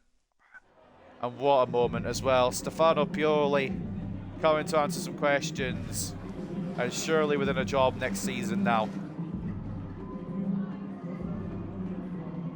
Just for the record as well, if we get Champions League final next season, I won't be playing it because we've already done it. But who says we can't repeat it next season? Who says no? I say potentially. Charles, cracking performance from him. Could have asked for more from him today. The young Belgian is definitely a legend at his club already, and he's got one hell of a future, a bright future. I don't think we need to make a new signing at Cam because we've already got him. I don't think we need to make a new signing anywhere, really. Backup goalkeeper and a backup striker, otherwise I think we're set, to be honest. Maybe another backup centre-back because Kier has gone down in overall. Sad Jordan wasn't here. Yeah, no, it's a bit upsetting Jordan wasn't here, but he's probably working, which is fair enough. It'll be going up on the channel tonight, and I'm sure he'll watch it in its entirety. But oh my god, we have done it. Oh, well, Johansson has decided to terminate his contract. That's the least of my problems, and we're not going to get some of the objectives done. But Tonali at an 88 now. Probably can grow further than that. No, he can't apparently, but that's still fine. That's still absolutely fine. Fantastic player. Oh my, well. We'll take a look around the club then before we say goodbye to one of the best to ever do it. We'll sim forward a bit. Player contracts expire. Morante will be leaving on a contract expiry. I thought he was retiring, was he not? Or is that the other one? No, he's not retiring, but he might as well, because he'll be going to the free agents and probably won't get picked up again. Taking a look then at the top scorers of every competition. Just a little breeze over. We'll read the top 5 and any Milan players. Kolo Muani with 31 in his debut season. That was a correct signing, and what a signing he was. 31 goals for Randall Kolo Muani, the young Frenchman popping off for us. 38 games played. Every single game was played by him. No surprise when he's scoring like that. We've got Moreno for Napoli, Lukaku for Inter, and then Keane and Oyarzabal for Juventus. We've got Leao in there on 12 as well. In terms of assists, we've got Oyarzabal topping that for Juventus. Napoli have Moreno there. Muriel third, Caprari fourth, Loriente for Sassuolo in fifth. Our top assister looks like Theo Hernandez and Sandro Tonali and Charles de Ketelaere all tied on 6 assists apiece. Maybe we need to work on that next year. And the clean sheets, the Golden Glove goes to Meret of Napoli, with Magnan in second, Onana in third, Musso and Ardero in fourth and fifth. And now looking at the squad hub here, seeing the stats. Do I accept 23 million for Weghorst or ask for more? I would accept that. I don't think you get much more. Maybe you could try and ask for 25, but I don't know how much you want to penny pinch. But you won't get much more than that. The top scorer of this season, Randall Kolo Muani, 34 goals in all competitions, including 31 in the Serie A. Rafael with 20. He was our Champions League goal scorer. The Ketelaere was 16. He was just, whenever we played him, he did good, and he'll continue to be played in this side. Theo Hernandez with 10 goals as well, and 6 assists from left back, might I add. Messias with 8 in the limited time he got, but he's going to be going because of his age, unfortunately. Brahim with 6.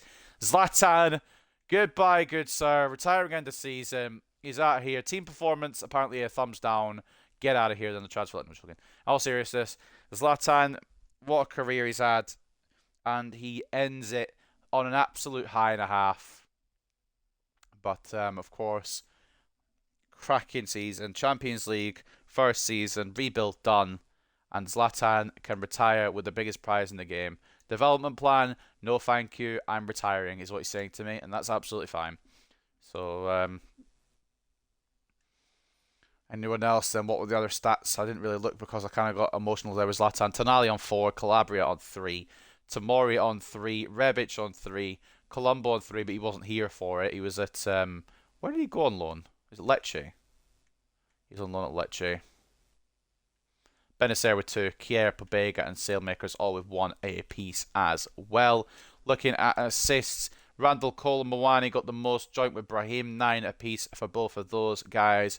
Cole Mwani popped off in his first season. I'm sure I've got the right striker for the job now. Tonali with 8, De Ketelaere with 7, Teo Hernandez with 6, Rafael Leao with 4, Messias with 3, Sailmakers with 3, Mainan with 3 assists despite being a goalkeeper is absolutely fucking ridiculous. Kalula with 2, Zlatan helping out his team as well, including that one in the Champions League final. 2 assists there. 2 assists for Colombo out on loan. Benacer, Dest, Caldara all with assists as well for their respective clubs.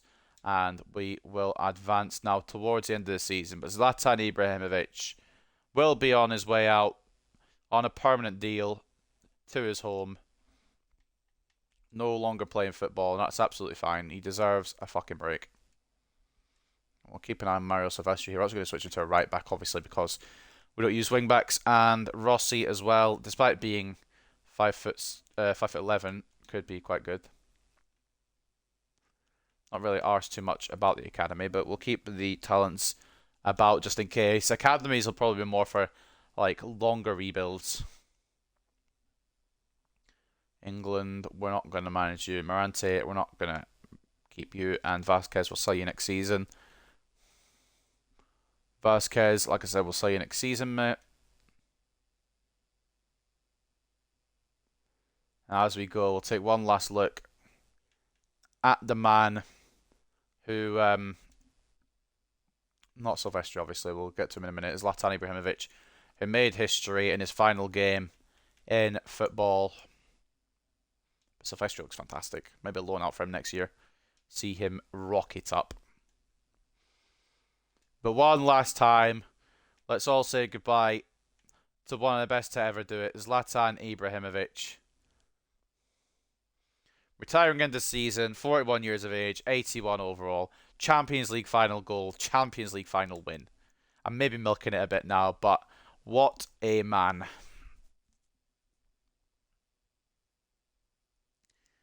And as season 1 comes to a close, could really be the only season we're doing this, but I kind of want to get the Serie A as well.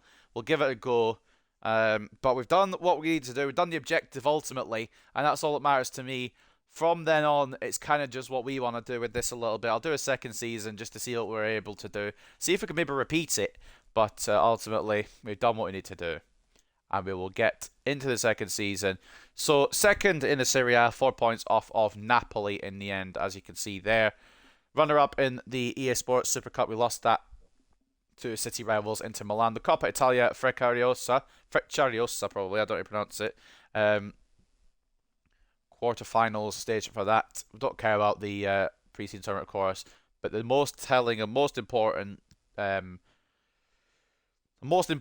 fucking result, Champions League winner. And we stay in a job next season despite not doing everything that was asked of us. Now that season's come to an end, the Milan board admit for reviews of progress. While we weren't able to achieve all of our objectives on the playing side, we believe that the team delivered a satisfactory performance overall. Got your first European title in 16 years. Thank you very much. Well, we hope to do even better next year and believe that you're made the right person to take us forward. And hopefully we'll have the Zlatan regen to maybe work on as well. But a correct and very nice send-off. Maybe that'll happen in real life, who knows.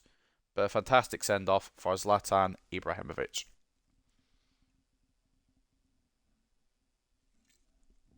Now, as we head into the second season, this is more just kind of relaxing. I have to keep an eye on the clock though, because I do need to go quite quickly. So, or about an hour and a half, but still, I don't want to rush, but I might need to rush. We're not going to care about the preseason tournament this time around. It's only 6 million to play some of the elite teams. It's not really worth it, in my opinion, anyway. So matches rescheduled. I don't know why they're rescheduled. Probably Super Cups and extra cups that we don't need or care about. Taking a look then, youth development. They want more youth development from me. If I get sacked or if I don't get sacked, it really doesn't concern me this year. They want within 3 seasons, sign 4 of the best players. Champions League final they want. They want us to get there again. Serie A, win it. Coppa Italia, Frecciarossa, win that as well. And the financial side of things will be fine. So, decent objectives. Not too shabby. Taking a look at the team. How has it grown? We'll go and advance a couple days. Just so everything gets into place here. We'll go to here. Vasquez transfer offer. Now this is when I'll be looking at transfer offers and entertaining them for Davis Vasquez. Davis Vasquez will be hopefully going for 6.5 million. Maybe I'm asking for a bit too much. We'll try for it from Leeds. And I've accepted it. Maybe I didn't ask for enough. But 6.5, Javi Gracia, obviously no longer the coach in real life of Leeds United, has accepted that. And we've got 188.7 million to spend.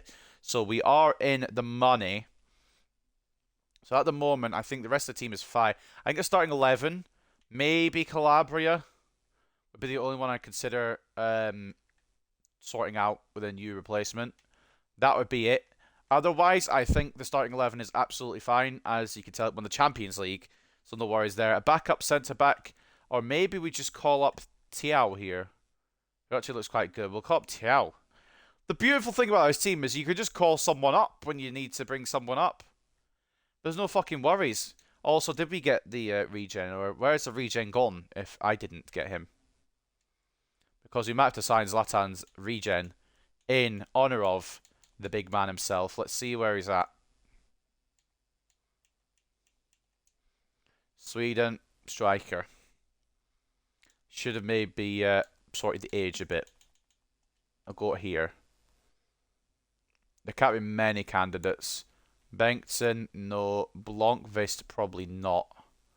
Carl Nielsen, probably not either. I mean, did we get a Zlatan regen? It's one of these three. Bengtsson, Blomqvist, or Nielsen. It looks most likely like it's going to be Blomqvist. And we'll scout all three of them just to see which one looks the best. But I don't know if it bases it off height as well. And Zlatan was very tall. And none of these strikers have reached the height of Zlatan. So I'm wondering if it is this Blomqvist guy. And if it is, we'll bring him in. Otherwise, we need a new backup centre-back. And I have an idea in mind for who I'm going to bring in there. Well, I was going to use Bella Kotchap, but I've used it before. But maybe I could bring him back again. Or who else? Backup centre-backs. Who could we bring in? We'll go have a little gander in the Premier League. No place like home. Although it's not our home, obviously, because we're AC Milan. But where is the Prem? Have I scrolled past it? Am I blind? Oh, I moved it. Useful. We need a backup centre-back. A Kanji could do the job. Bit of experience. I don't know if he would accept backup, though. Bella Kotchap was the one I was looking at. Botman, we already used him, but I would happy to use him again. He's fantastic.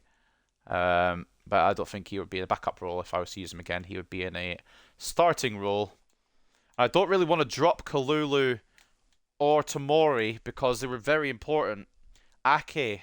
Ake is a shout. We'll take a look at Ake. 28 years of age. 81 rated. He's at Juventus. It would weaken them. Shortlist. Definitely. My other one, I was thinking, what was it? Oh, God, it was on the list there, the Premier League ones. He was just on the league, the fucking... Oh, give me a second. Curse my memory. Akanji. That was the other one I was thinking of.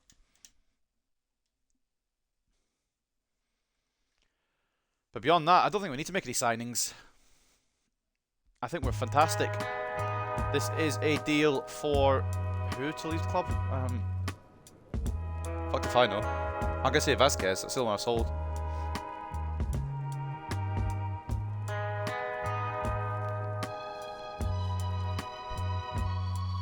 Mate, I didn't think this Milan rebuild would be the easiest out of the three I've done, but it's turned out like that. What time are we on? 25 to 4. I've got an hour 25. Got Ake for 20 million. It's a good little cut price deal, to be fair, but we've got money to splash. I just don't want to buy anyone that won't be happy on the bench, so maybe Ake is the right move. Either Ake or Kanji. One of those two. Or maybe even both. Maybe even both. We've got plenty of depth. That does mean Vasquez leaves the club. We also need a backup goalkeeper. I've got an idea on who I'm going to get for that. Because he should still be holding his rating for now. And we're going to poach him from the rivals. Never mind, he's retired. We're not going to poach him from the rivals. Unless I spelled it wrong. Did I spell it wrong? I may have spelled it wrong. We'll go with Samir instead, just in case I fucked it up. Nope, he's retired. So that means Handanovic's regen's about somewhere.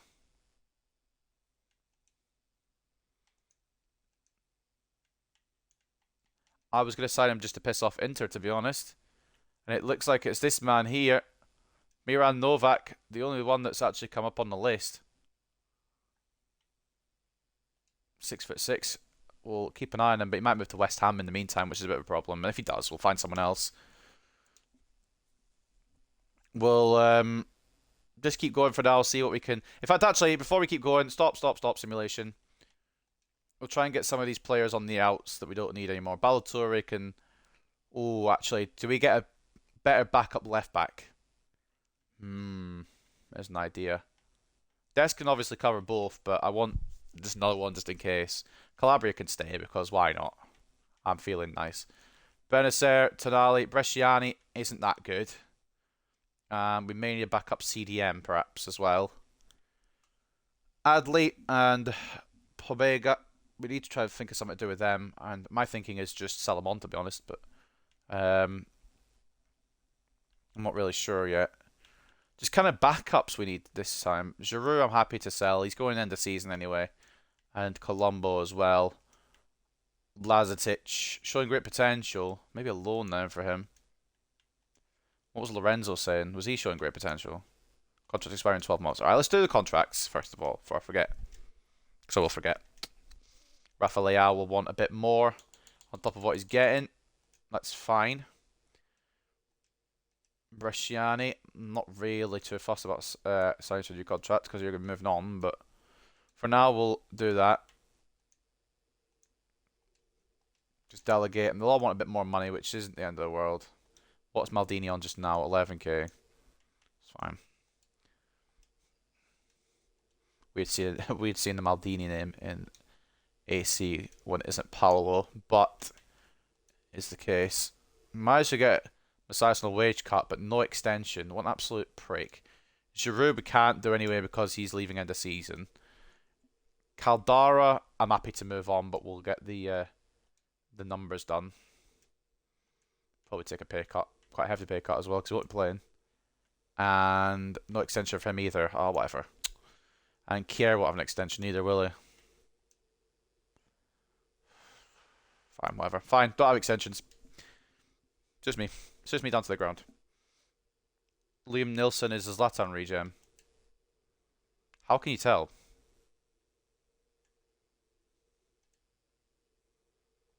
I felt like Blomqvist had the best stats. I don't know if height matters. Also, you mean Carl Nielsen? Maybe it is. I don't know. I don't think he'd be this low down though. I feel like the Zlatan region would be a bit higher. We'll wait till we get scout reports back and we'll have a look. Let's see then. Blomqvist. Blomqvist would be the one that I think it is. You're thinking Nilsson. I think it's Blomqvist. He's the best rated Best value. And I know he's not tall, but I think it's him. What's Carl Nielsen? He's not got a potential tag. Nearest Bengtsson. What about Novak? Novak did end up going to West Ham. That's Handanovic's regen. What was Ramos's rating? 82. Alvarez 82. Okay. I think it is, yeah, Blomqvist. So I'm going to go for Blomqvist and we'll check the birthdays. And if it's the wrong birthdays, then we'll try the other two. You know, it's free agents, we're not losing much.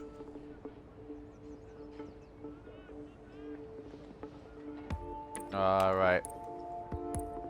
Blomqvist, obviously sporadic, but we're signing you in honour of a man, a great man, who signed, or retired, I should say, last year.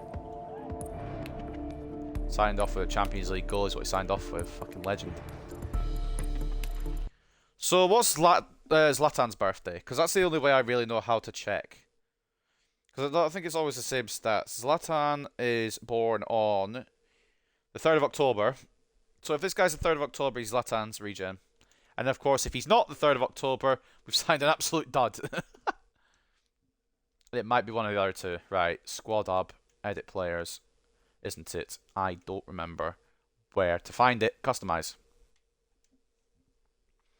So Blomqvist, if his birthday is 3rd of October, he's a Zlatan regen. Of course, if it isn't, we've arsed it up. Blomqvist, birthday, 3rd of October. It is. This is the Zlatan regen then. Gustav Blomqvist. Same birthday as the big man himself. Slightly smaller. Maybe not as good, obviously, because he's just come into the world as a footballer. Not come into the world entirely, obviously. But I'm going to keep him around as a backup striker, you know. Might as well. Move on Origi. Move on these others. Lazetic does have potential, and we'll give Colombo an loan as well. Move on Origi. Move on Messias. We'll keep Sailmakers as backup for Brahim, who will transfer to a right wing, because I didn't realise he wasn't one. It'll take 3 weeks. Not too bad. I reckon everyone else can stay, to be honest. Babega, probably go actually. Adley will be decent backup. How's his defending stats? Could work on his defensive stats a bit more. He could back up Tonali and Benacer. And I think that's how we go. Bresciani goes. And I reckon that's everyone. I reckon Gabia can go on loan. And Caldara goes on a permanent. As well as Kier. But everyone else is fine. And we will have to make some changes in those departments as backups. But first of all, I'm just waiting to see kind of what happens with some of these other deals. Theo Hernandez is going absolutely nowhere. Just because he sold one Hernandez Bayern doesn't mean you're getting the other one. He's a Champions League winner. He won't get that with you. Because we beat you. Kier and Bresciani happy to go. Colombo, Gabia and Lazetic happy to be loaned out. Beautiful. Miran Novak, final report. Rebic. Might keep Rebic on, you know. And it is a Handanovic regen, but he's already completed a move to West Ham. We will still need to get a backup goalkeeper. So backup goalkeeper, backup centre-back. We'll get them done now. We've got the money. And I think I'm going to go... Do go Akira Kanji. I think I'm going to go with... What's his value? They want 25 mil. Akanji, they want 34. They're the same age, but Akanji's too higher. Although I don't know if he'll accept rotation. We'll try. We'll try both. We'll agree deals with both of them, and then we can kind of maybe figure it out from there. But I would like Akanji personally. But Ake was a really good suggestion. It was between those two. We'll go for 33 million. See what they say. You can fucking fuck right off is what you can do.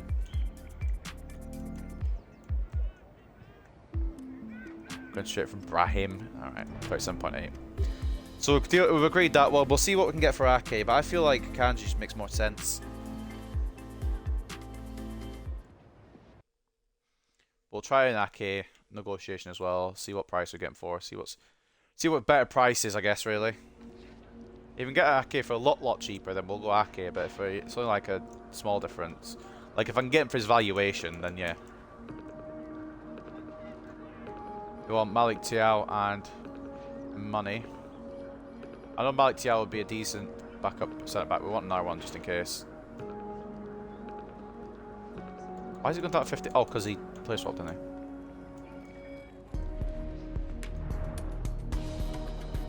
Maybe I should have got higher. I feel like maybe they could have countered, you know? We fucked up with Ake. That's dumb from me. Guess Akanji's the one we're going for. Then we've agreed to deal with him. Rude not to. Right. In the tea room once again. We'll just get Akanji locked down. He wants to be important. That might be an issue. Young Swiss sir. 3 years, that's fine. We're only here for another year anyway, regardless, because we've already done the job. We're doing a season 2 to see if we can win the Serie A. And if we can't win it, we can't win it. He's taking a massive pay cut, to be fair. Respect. But yeah, Kanji probably won't just be happy with bench. Ake would probably have been a better deal. Well, that's fine. It means we've got 3 very good centre-backs to rotate around with. Malik Tiao as well. That makes 4. Well, Akanji, the latest signing for AC Milan.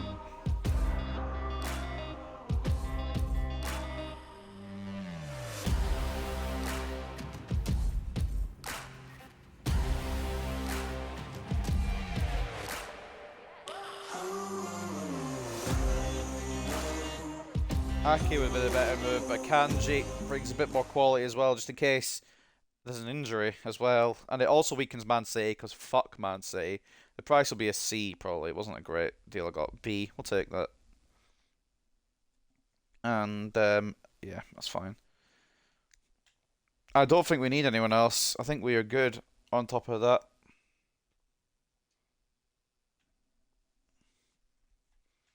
We do need that backup goalkeeper still, obviously, but beyond that, I think we're okay. Kanji comes in for Adley. Origi for Blankvist. Now everyone else here can maybe go, or not go, but like maybe go away. Backup left back. I know I'm going for already.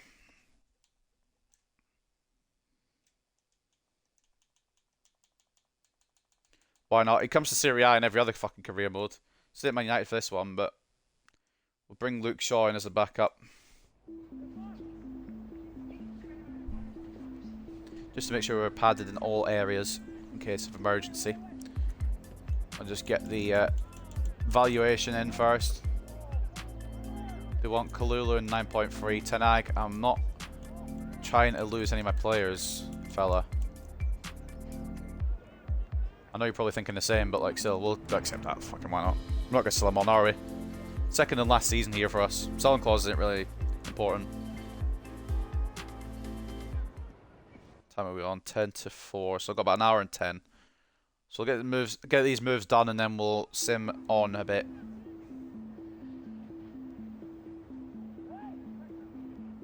Yeah, he wants support, and it's gonna be a rotation behind Teo and Ange, but sure. And a 4-year deal, because I'm being picky. If you're gonna be picky with your role, I'm gonna be picky with your years. And then wage, he's taking a narrow wage cut like most players coming here, because everyone else overpays their players. Luke Shaw, the backup for Hernandez. He's a very solid player, and hopefully he'll accept being backup.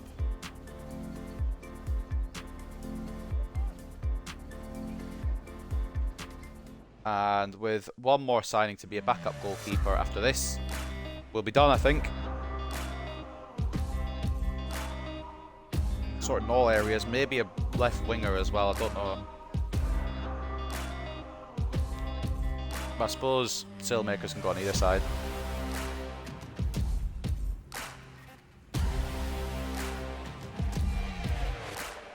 Besides, it would definitely be a backup left winger because no one's fucking touching Rafael Leao in this team, I'll tell you that much.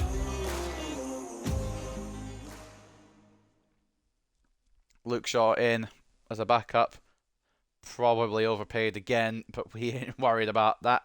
Oh, never mind. suppose it's different in euros than it is in pounds. I keep forgetting I'm in euros. 39.5 million. Done 2 out of 4 complete for that, but we're not going to do any more probably. A backup left wing and a backup goalkeeper probably. Goalkeeper is necessary, and left wing is possible. Now for a backup goalkeeper, who are we saying? Let's scan the Premier League again. No place like home. Kepa maybe? Might be too good for backup. In fact, this season, I would say no. Although he's not been alright. He's not been bad this season. Try to think, yeah. De Gea is at Spurs. Okay. Who would be a good bet? I mean, Henderson obviously screams out to me, but I don't want to keep using United players. Lloris still at Spurs. I don't know who some of the goalkeepers are at fucking United now. Some of these are probably too good to be back up. Novak would be the one I'd like to go for, but it'd be a bit unrealistic, wouldn't it?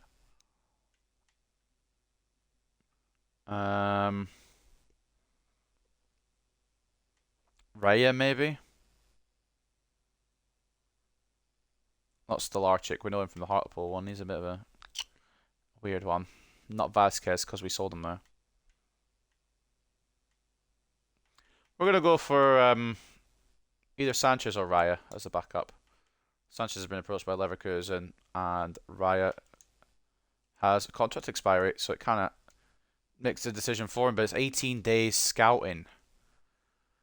Do we just jump in for Raya? Maybe. We'll wait the 18 days.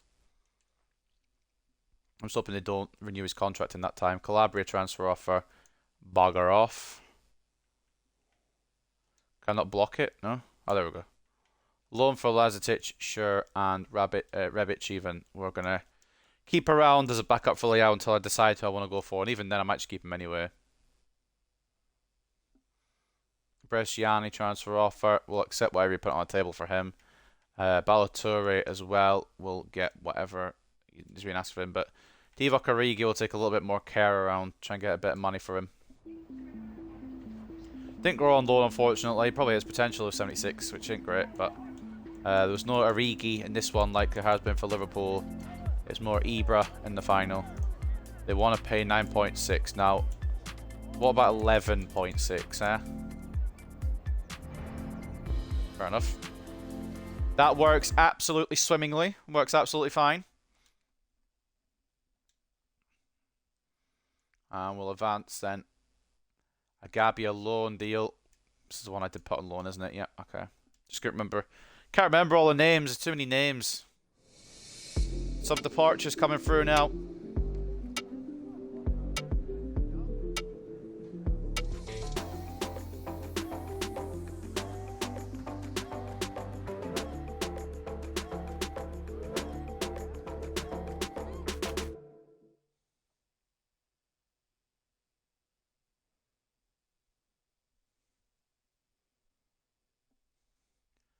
Is that done?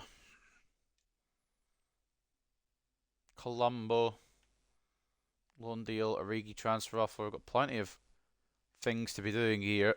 Again, we'll go just 11.6 because that's what the competition have been paying. So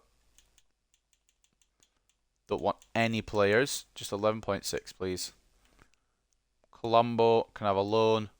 Gabia has got another loan offer from Sociedad. Just a straight loan. Thank you very much. And we'll sell Simon Kjær out to Spezia. So it's still being Serie A, to be fair. More departures coming through. I believe this is Balotelli. It didn't do incredibly on loan. And it does mean he will be going on a permanente. At the door you go.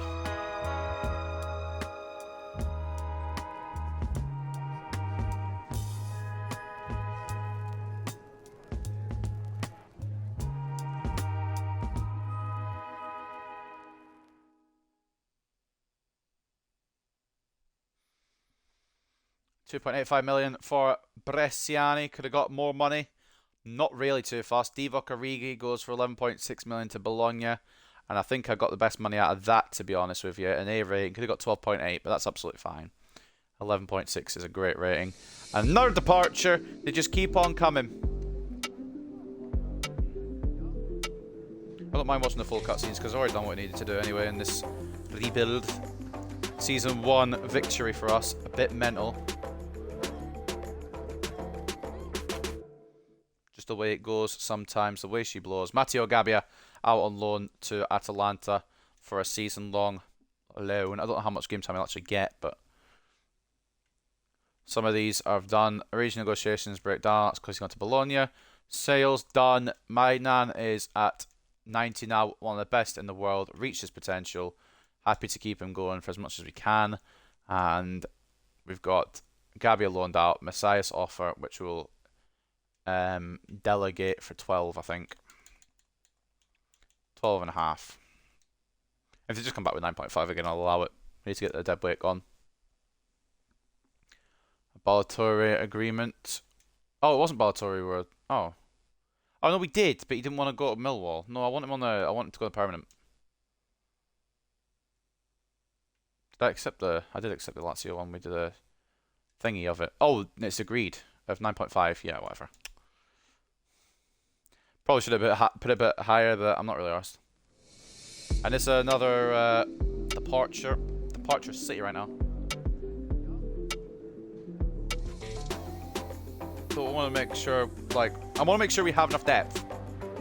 But I don't want to keep all our depth, if that makes sense.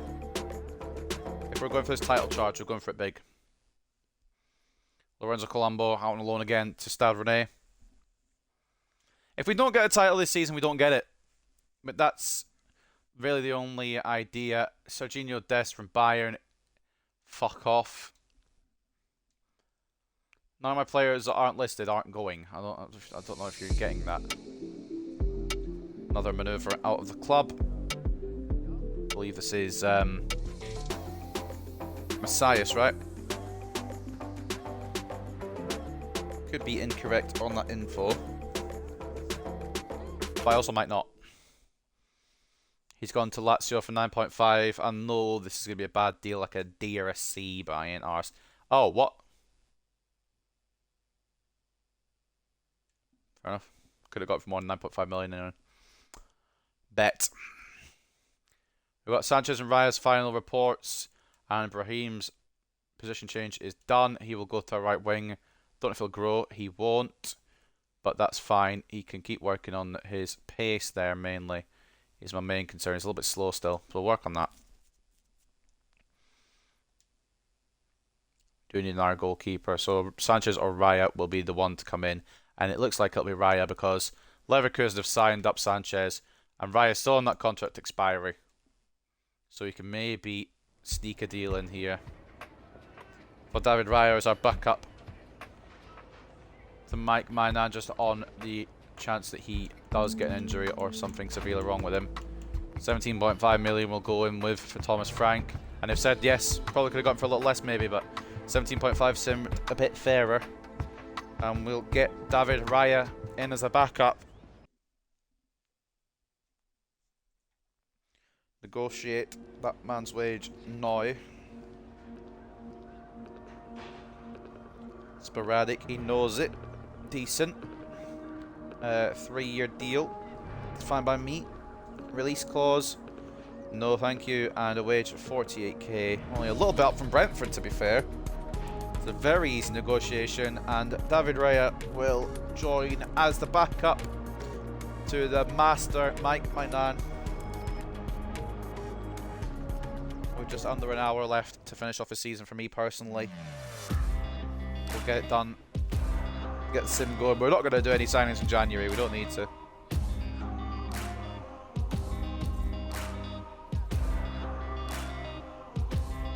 Seeing what's up real quick, but we're busy. On the phone playing Pokemon Go.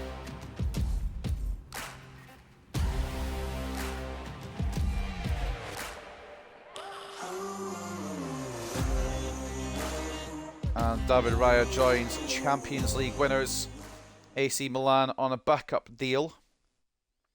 We'll play behind Mainan and he knows it, but he gets paid handsomely for it, so he won't be complaining. And an A deal there for Raya. I can't remember what country he's from off the top of my head. I was going to say his nationality. Could have gone for 16.7, but I think that's still a very, very good deal. And with the rest of these players, I think we're probably not going to sign them now. And we don't need to keep the other regens on because we know who the Ibra regen was. It was Blankvist. And even though Novak looks quite good, we ain't going to go for him. And Ake, we're not going to go for either. I think that is us, ladies and gents. Just want to make sure I got all that I've wanted. Maybe we we send Tiao out on another loan. Been my other recommendation, perhaps. But I reckon this team does the trick. The backups are solid. The depth is solid. We will go with it. Not selling anyone now. Not buying anyone either.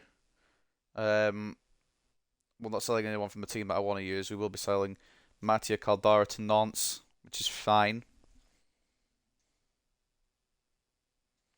And with the game against Juventus, Sailmakers wants the game.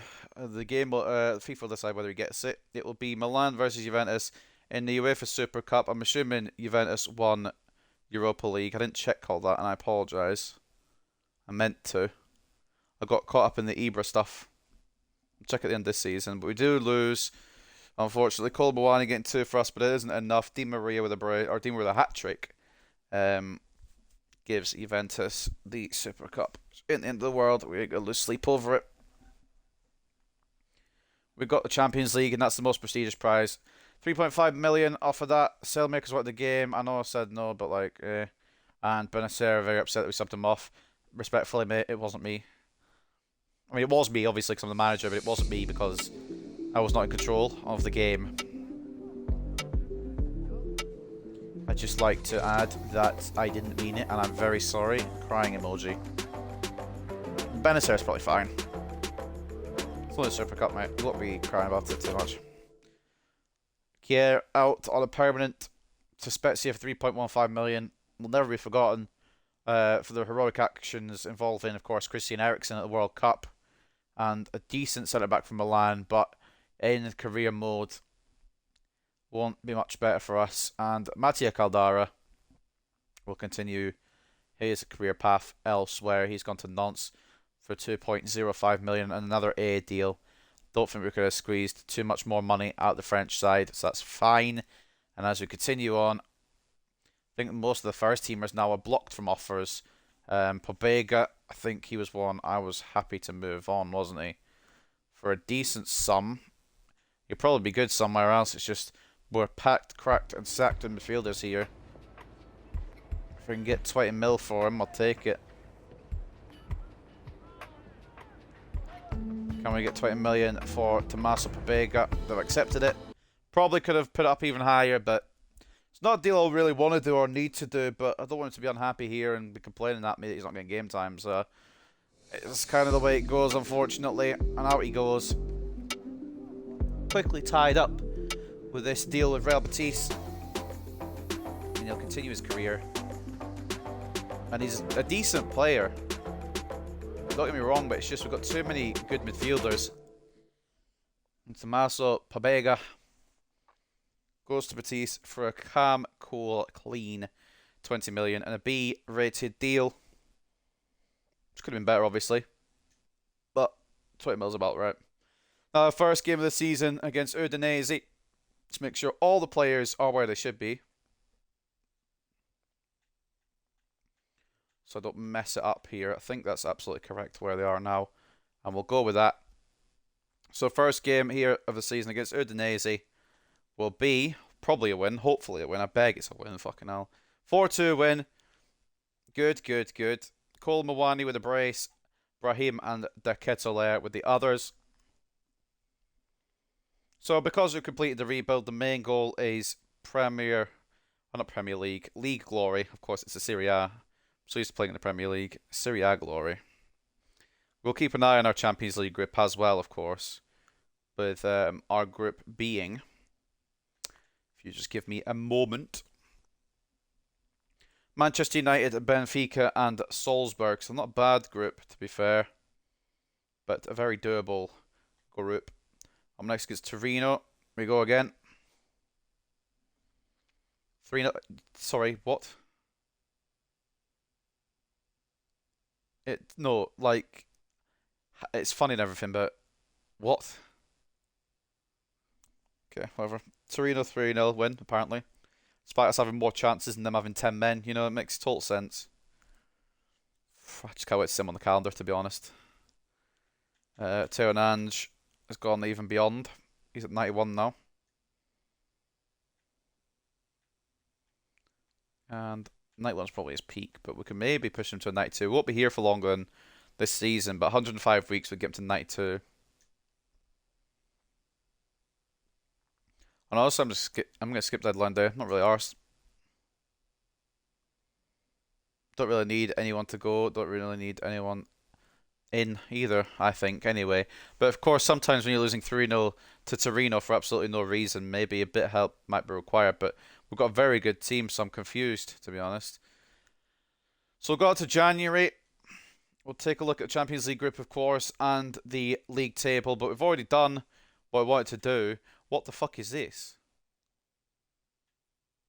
Is that because there's a cup match gonna happen? Who knows?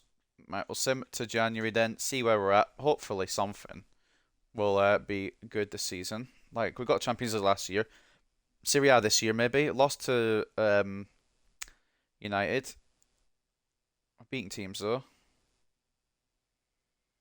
That fucking Torino one surely was a freak loss. If we get knocked out of the group stages, I'm going to be absolutely fuming, by the way.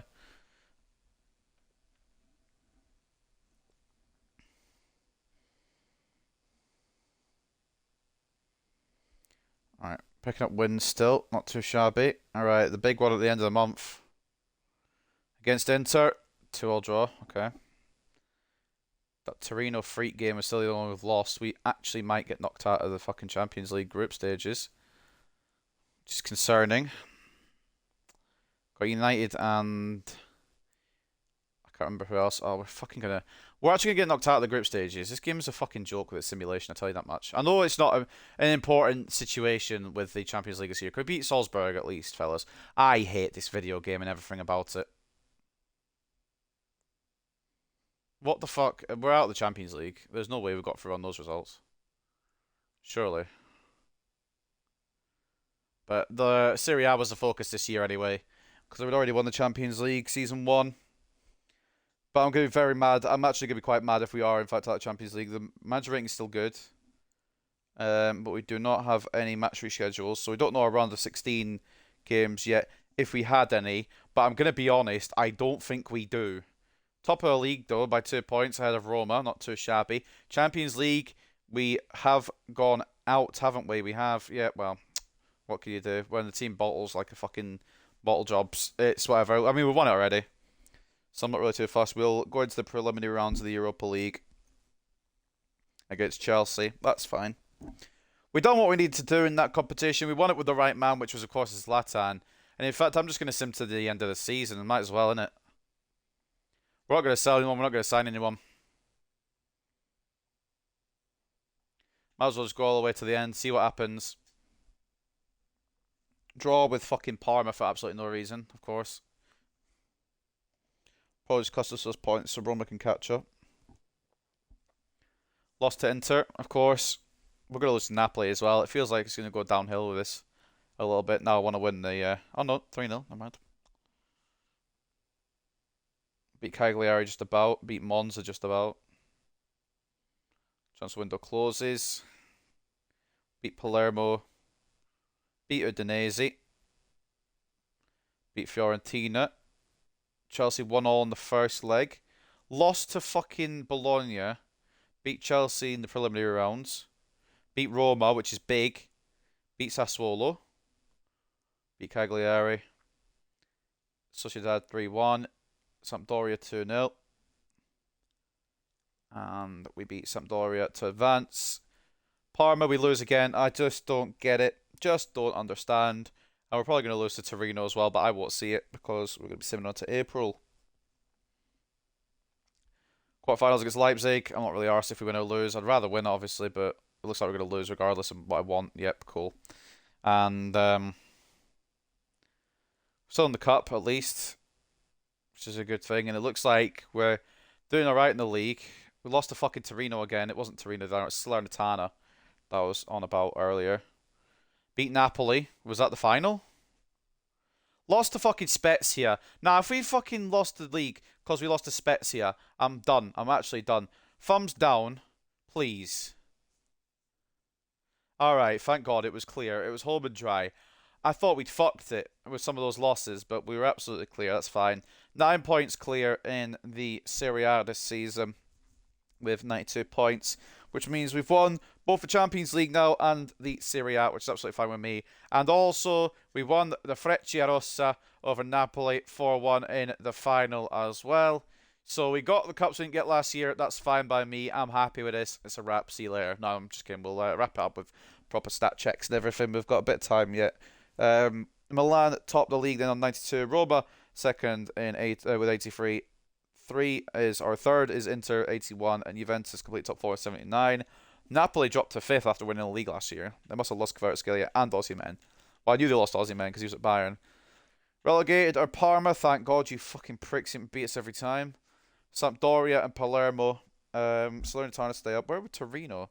Torino were ninth. They kept on beating us as well, the fucking pricks. Very annoying. In the Frecciarossa, let's see our path to the final then. In the first round, we didn't play. In the second round, we didn't play. In the third round, we didn't play.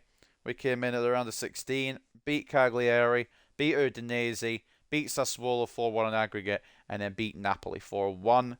The UEFA Super Cup ended with us losing to Juventus. Juventus were the Europa League winners, of course. We were the Champions League winners and didn't get the victory. The Champions League winners this year will be between Barcelona and Bayern. Bayern will get a bit of possible redemption this year. We got past Galatasaray, who got to the semis somehow. Who did Galatasaray beat? They beat Inter and they beat Benfica. Okay, so that may be the most difficult of rounds.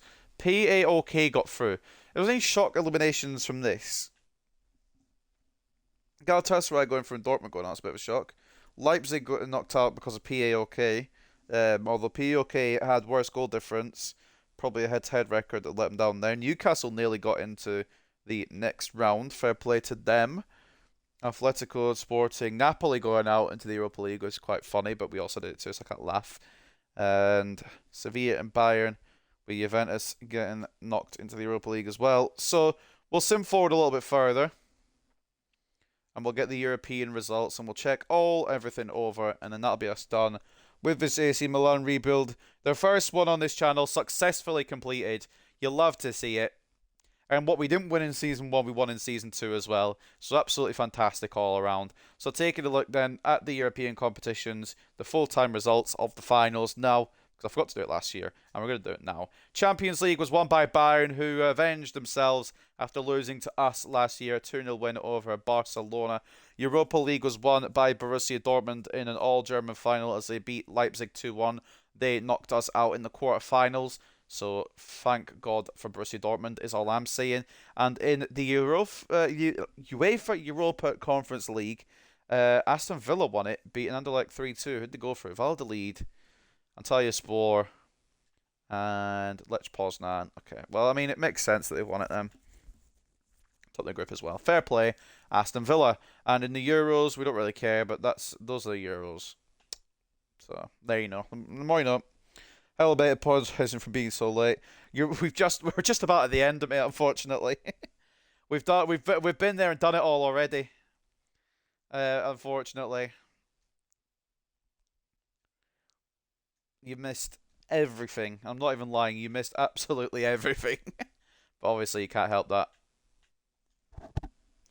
that. Season 1, we won the Champions League. I'll show you on the career thing real quick. Imagine the rebuild in one season. We don't look at Season 2 because that's not important. So, Season 1, Club Milan won the league, no. Won the Domestic Cup, yes. Reached the semi-final of the Continental Cup, no. EA Sports final, EA Sports Super Cup final, Coppa Italia quarterfinals, Serie A in the league we came second.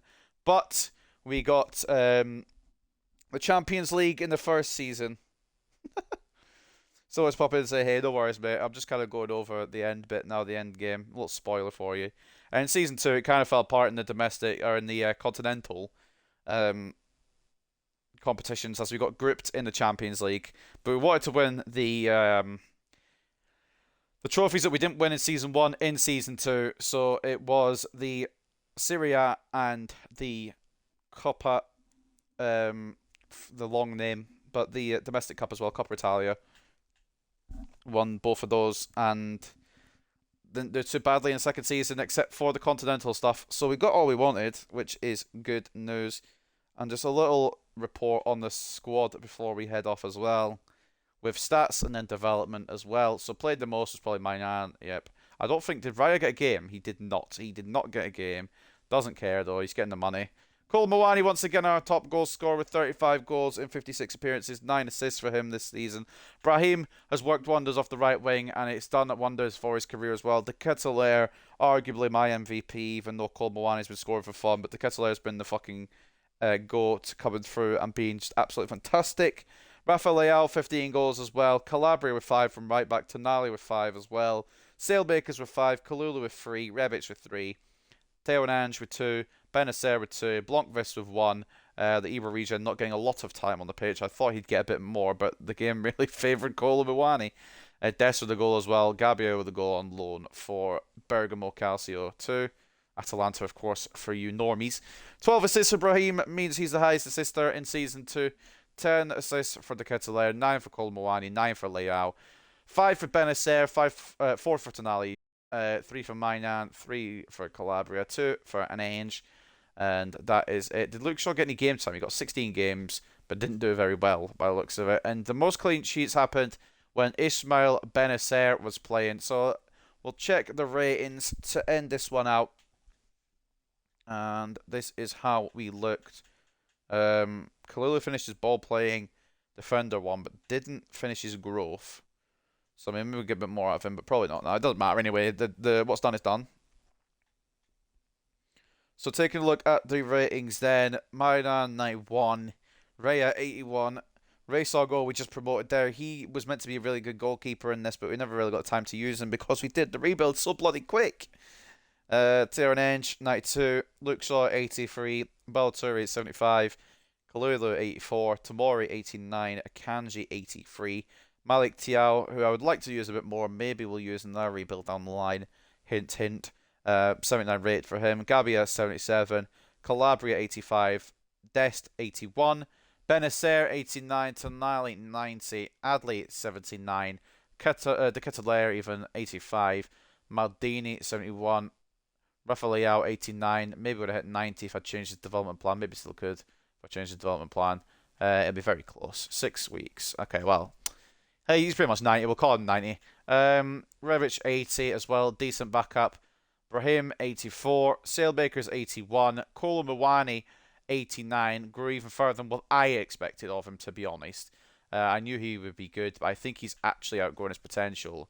If he'll continue, he could easily hit 90. Blomqvist, 74, which is, of course, the regen of Zlatan Ibrahimovic, who was the man who lifted the Champions League trophy in the first season. Olivier Giroud, 69 rated. Gone down, obviously, because he is getting towards retirement. In fact, will be retiring end of season. He's got 15 pace. Oh, boy. Gee, have you ever seen pace lower? 15 pace for Olivier Giroud. Colombo's got up to 76. That's not too bad. And Lazetic up to, or 3 even, to 72 on his loan deal as well. Decent all round. And let's see who is worth the most. Probably Teo and Enge. It is Teo and Enge. 92 rated. So, of course, it's worth the most. Leao, Tonali, and Kolo Muani all over 100. There's some close. Was there any big transfers? I didn't check this for Season 1, but I'm just kind of nosy. Let's read the top 3, or whatever. Jude Bellingham to Real Madrid makes sense. Kimmich to Arsenal kind of makes sense. And Davis to Barcelona makes sense as well.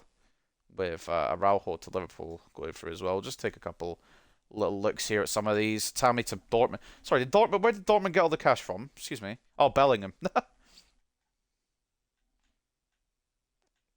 So Havertz, Fati, and Tammy on their spending spree.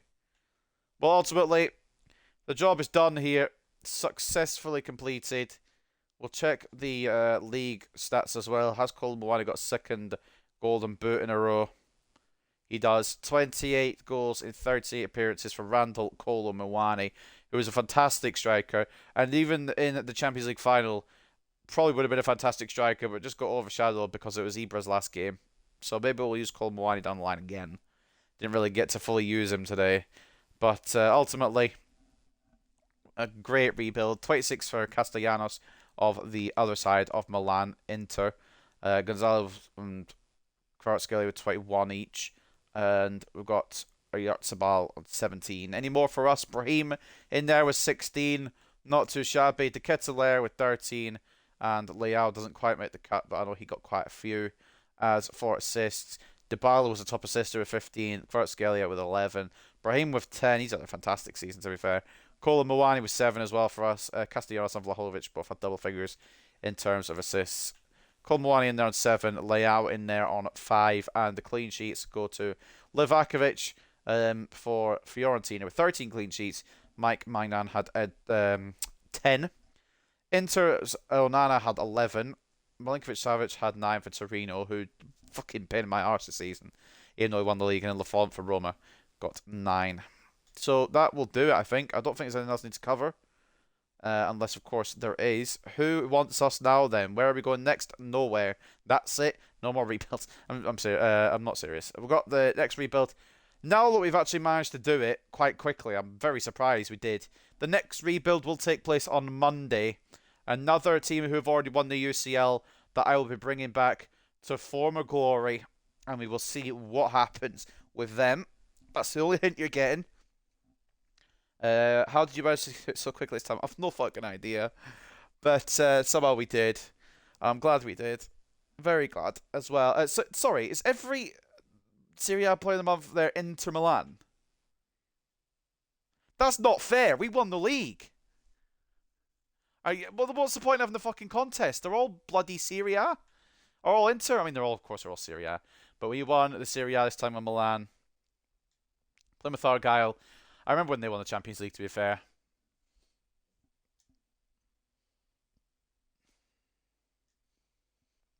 Oh, I just saw in the top corner there. Oh, what did O say? He wants to be in the team. Well, bless him. It's too late.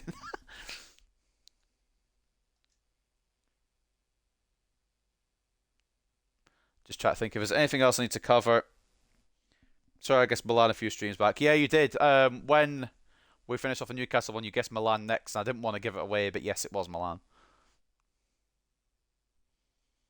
But we are donezo here, unfortunately. I would like to maybe continue this a bit more, to be honest. But at the same time, it's all what I've really got time for, to be honest, because I need to be going in about half an hour. So I wouldn't have got another season in anyway. If I'd got to a season 3, it'd have had to be in a different stream. But ultimately, we've done what we need to do. And that's all that matters to me. And I'm sure that's all that matters to everyone else. This, of course, will be available on Twitch after the fact and on YouTube tonight as well. So if you want to go back and watch it, if you missed it like poor Jordan did, then you're more than welcome to. Kolo Muani, such a baller. Would love him at United. So would I. He's so fucking good. And we brought him in here, and he was very good. Didn't get his Champions League final he deserved, but there was someone who deserved it a little bit more on that day. But Kolo Muani, fantastic striker. Maybe use him again at some point. We'll see what goes on there. Have a great afternoon, mate. Much love. Come on, United. Yeah, come on, United. I have a feeling we're going to lose to Brighton, though. But I'd like them to not, please. And yeah, I hope you have a great day too, Jordan. And this will be available. If you're watching it on Twitch, then obviously you'll be watching it straight after this. If you're watching it on YouTube, you'll see it at 8 PM tonight. But I hope you guys have enjoyed the AC Milan rebuild. We'll sim up to the end to see if we were going to keep our job anyway for Season 3. Would we have kept our job? Player returns from loan. That does not interest me. So just to wrap it up one last time. Won the Serie A. Won the Coppa Italia. Frecciarossa. Or Frecciarossa. I fucking don't know how to pronounce it. Won the Coppa Italia, which is what we want to do. Super Cup runner-up. We lost to Juventus. We got grouped in the Champions League this time around. A bit of an L for us, but we won it the first season, so who cares? And the right man got to lift the trophy with the Europa League. Only get to the quarterfinals, being knocked out by RB Leipzig. But we've kept the job, it looks like. Malik Thiaw has reached his potential of 79. I bet he's got better potential, but just because he didn't get to use him, probably hasn't been able to get growth as he should. So will we keep our job for Season 3 if we were going to continue? Yes, we would. But ladies and gentlemen, that will end this AC Milan rebuild. I hope you guys have enjoyed. And I will see you on Monday. If you're only here for rebuilds, I'll see you on Monday for the next rebuild. But if you're here for just content in general, I will see you tomorrow for the WWE Backlash 2023 predictions. Much love and peace.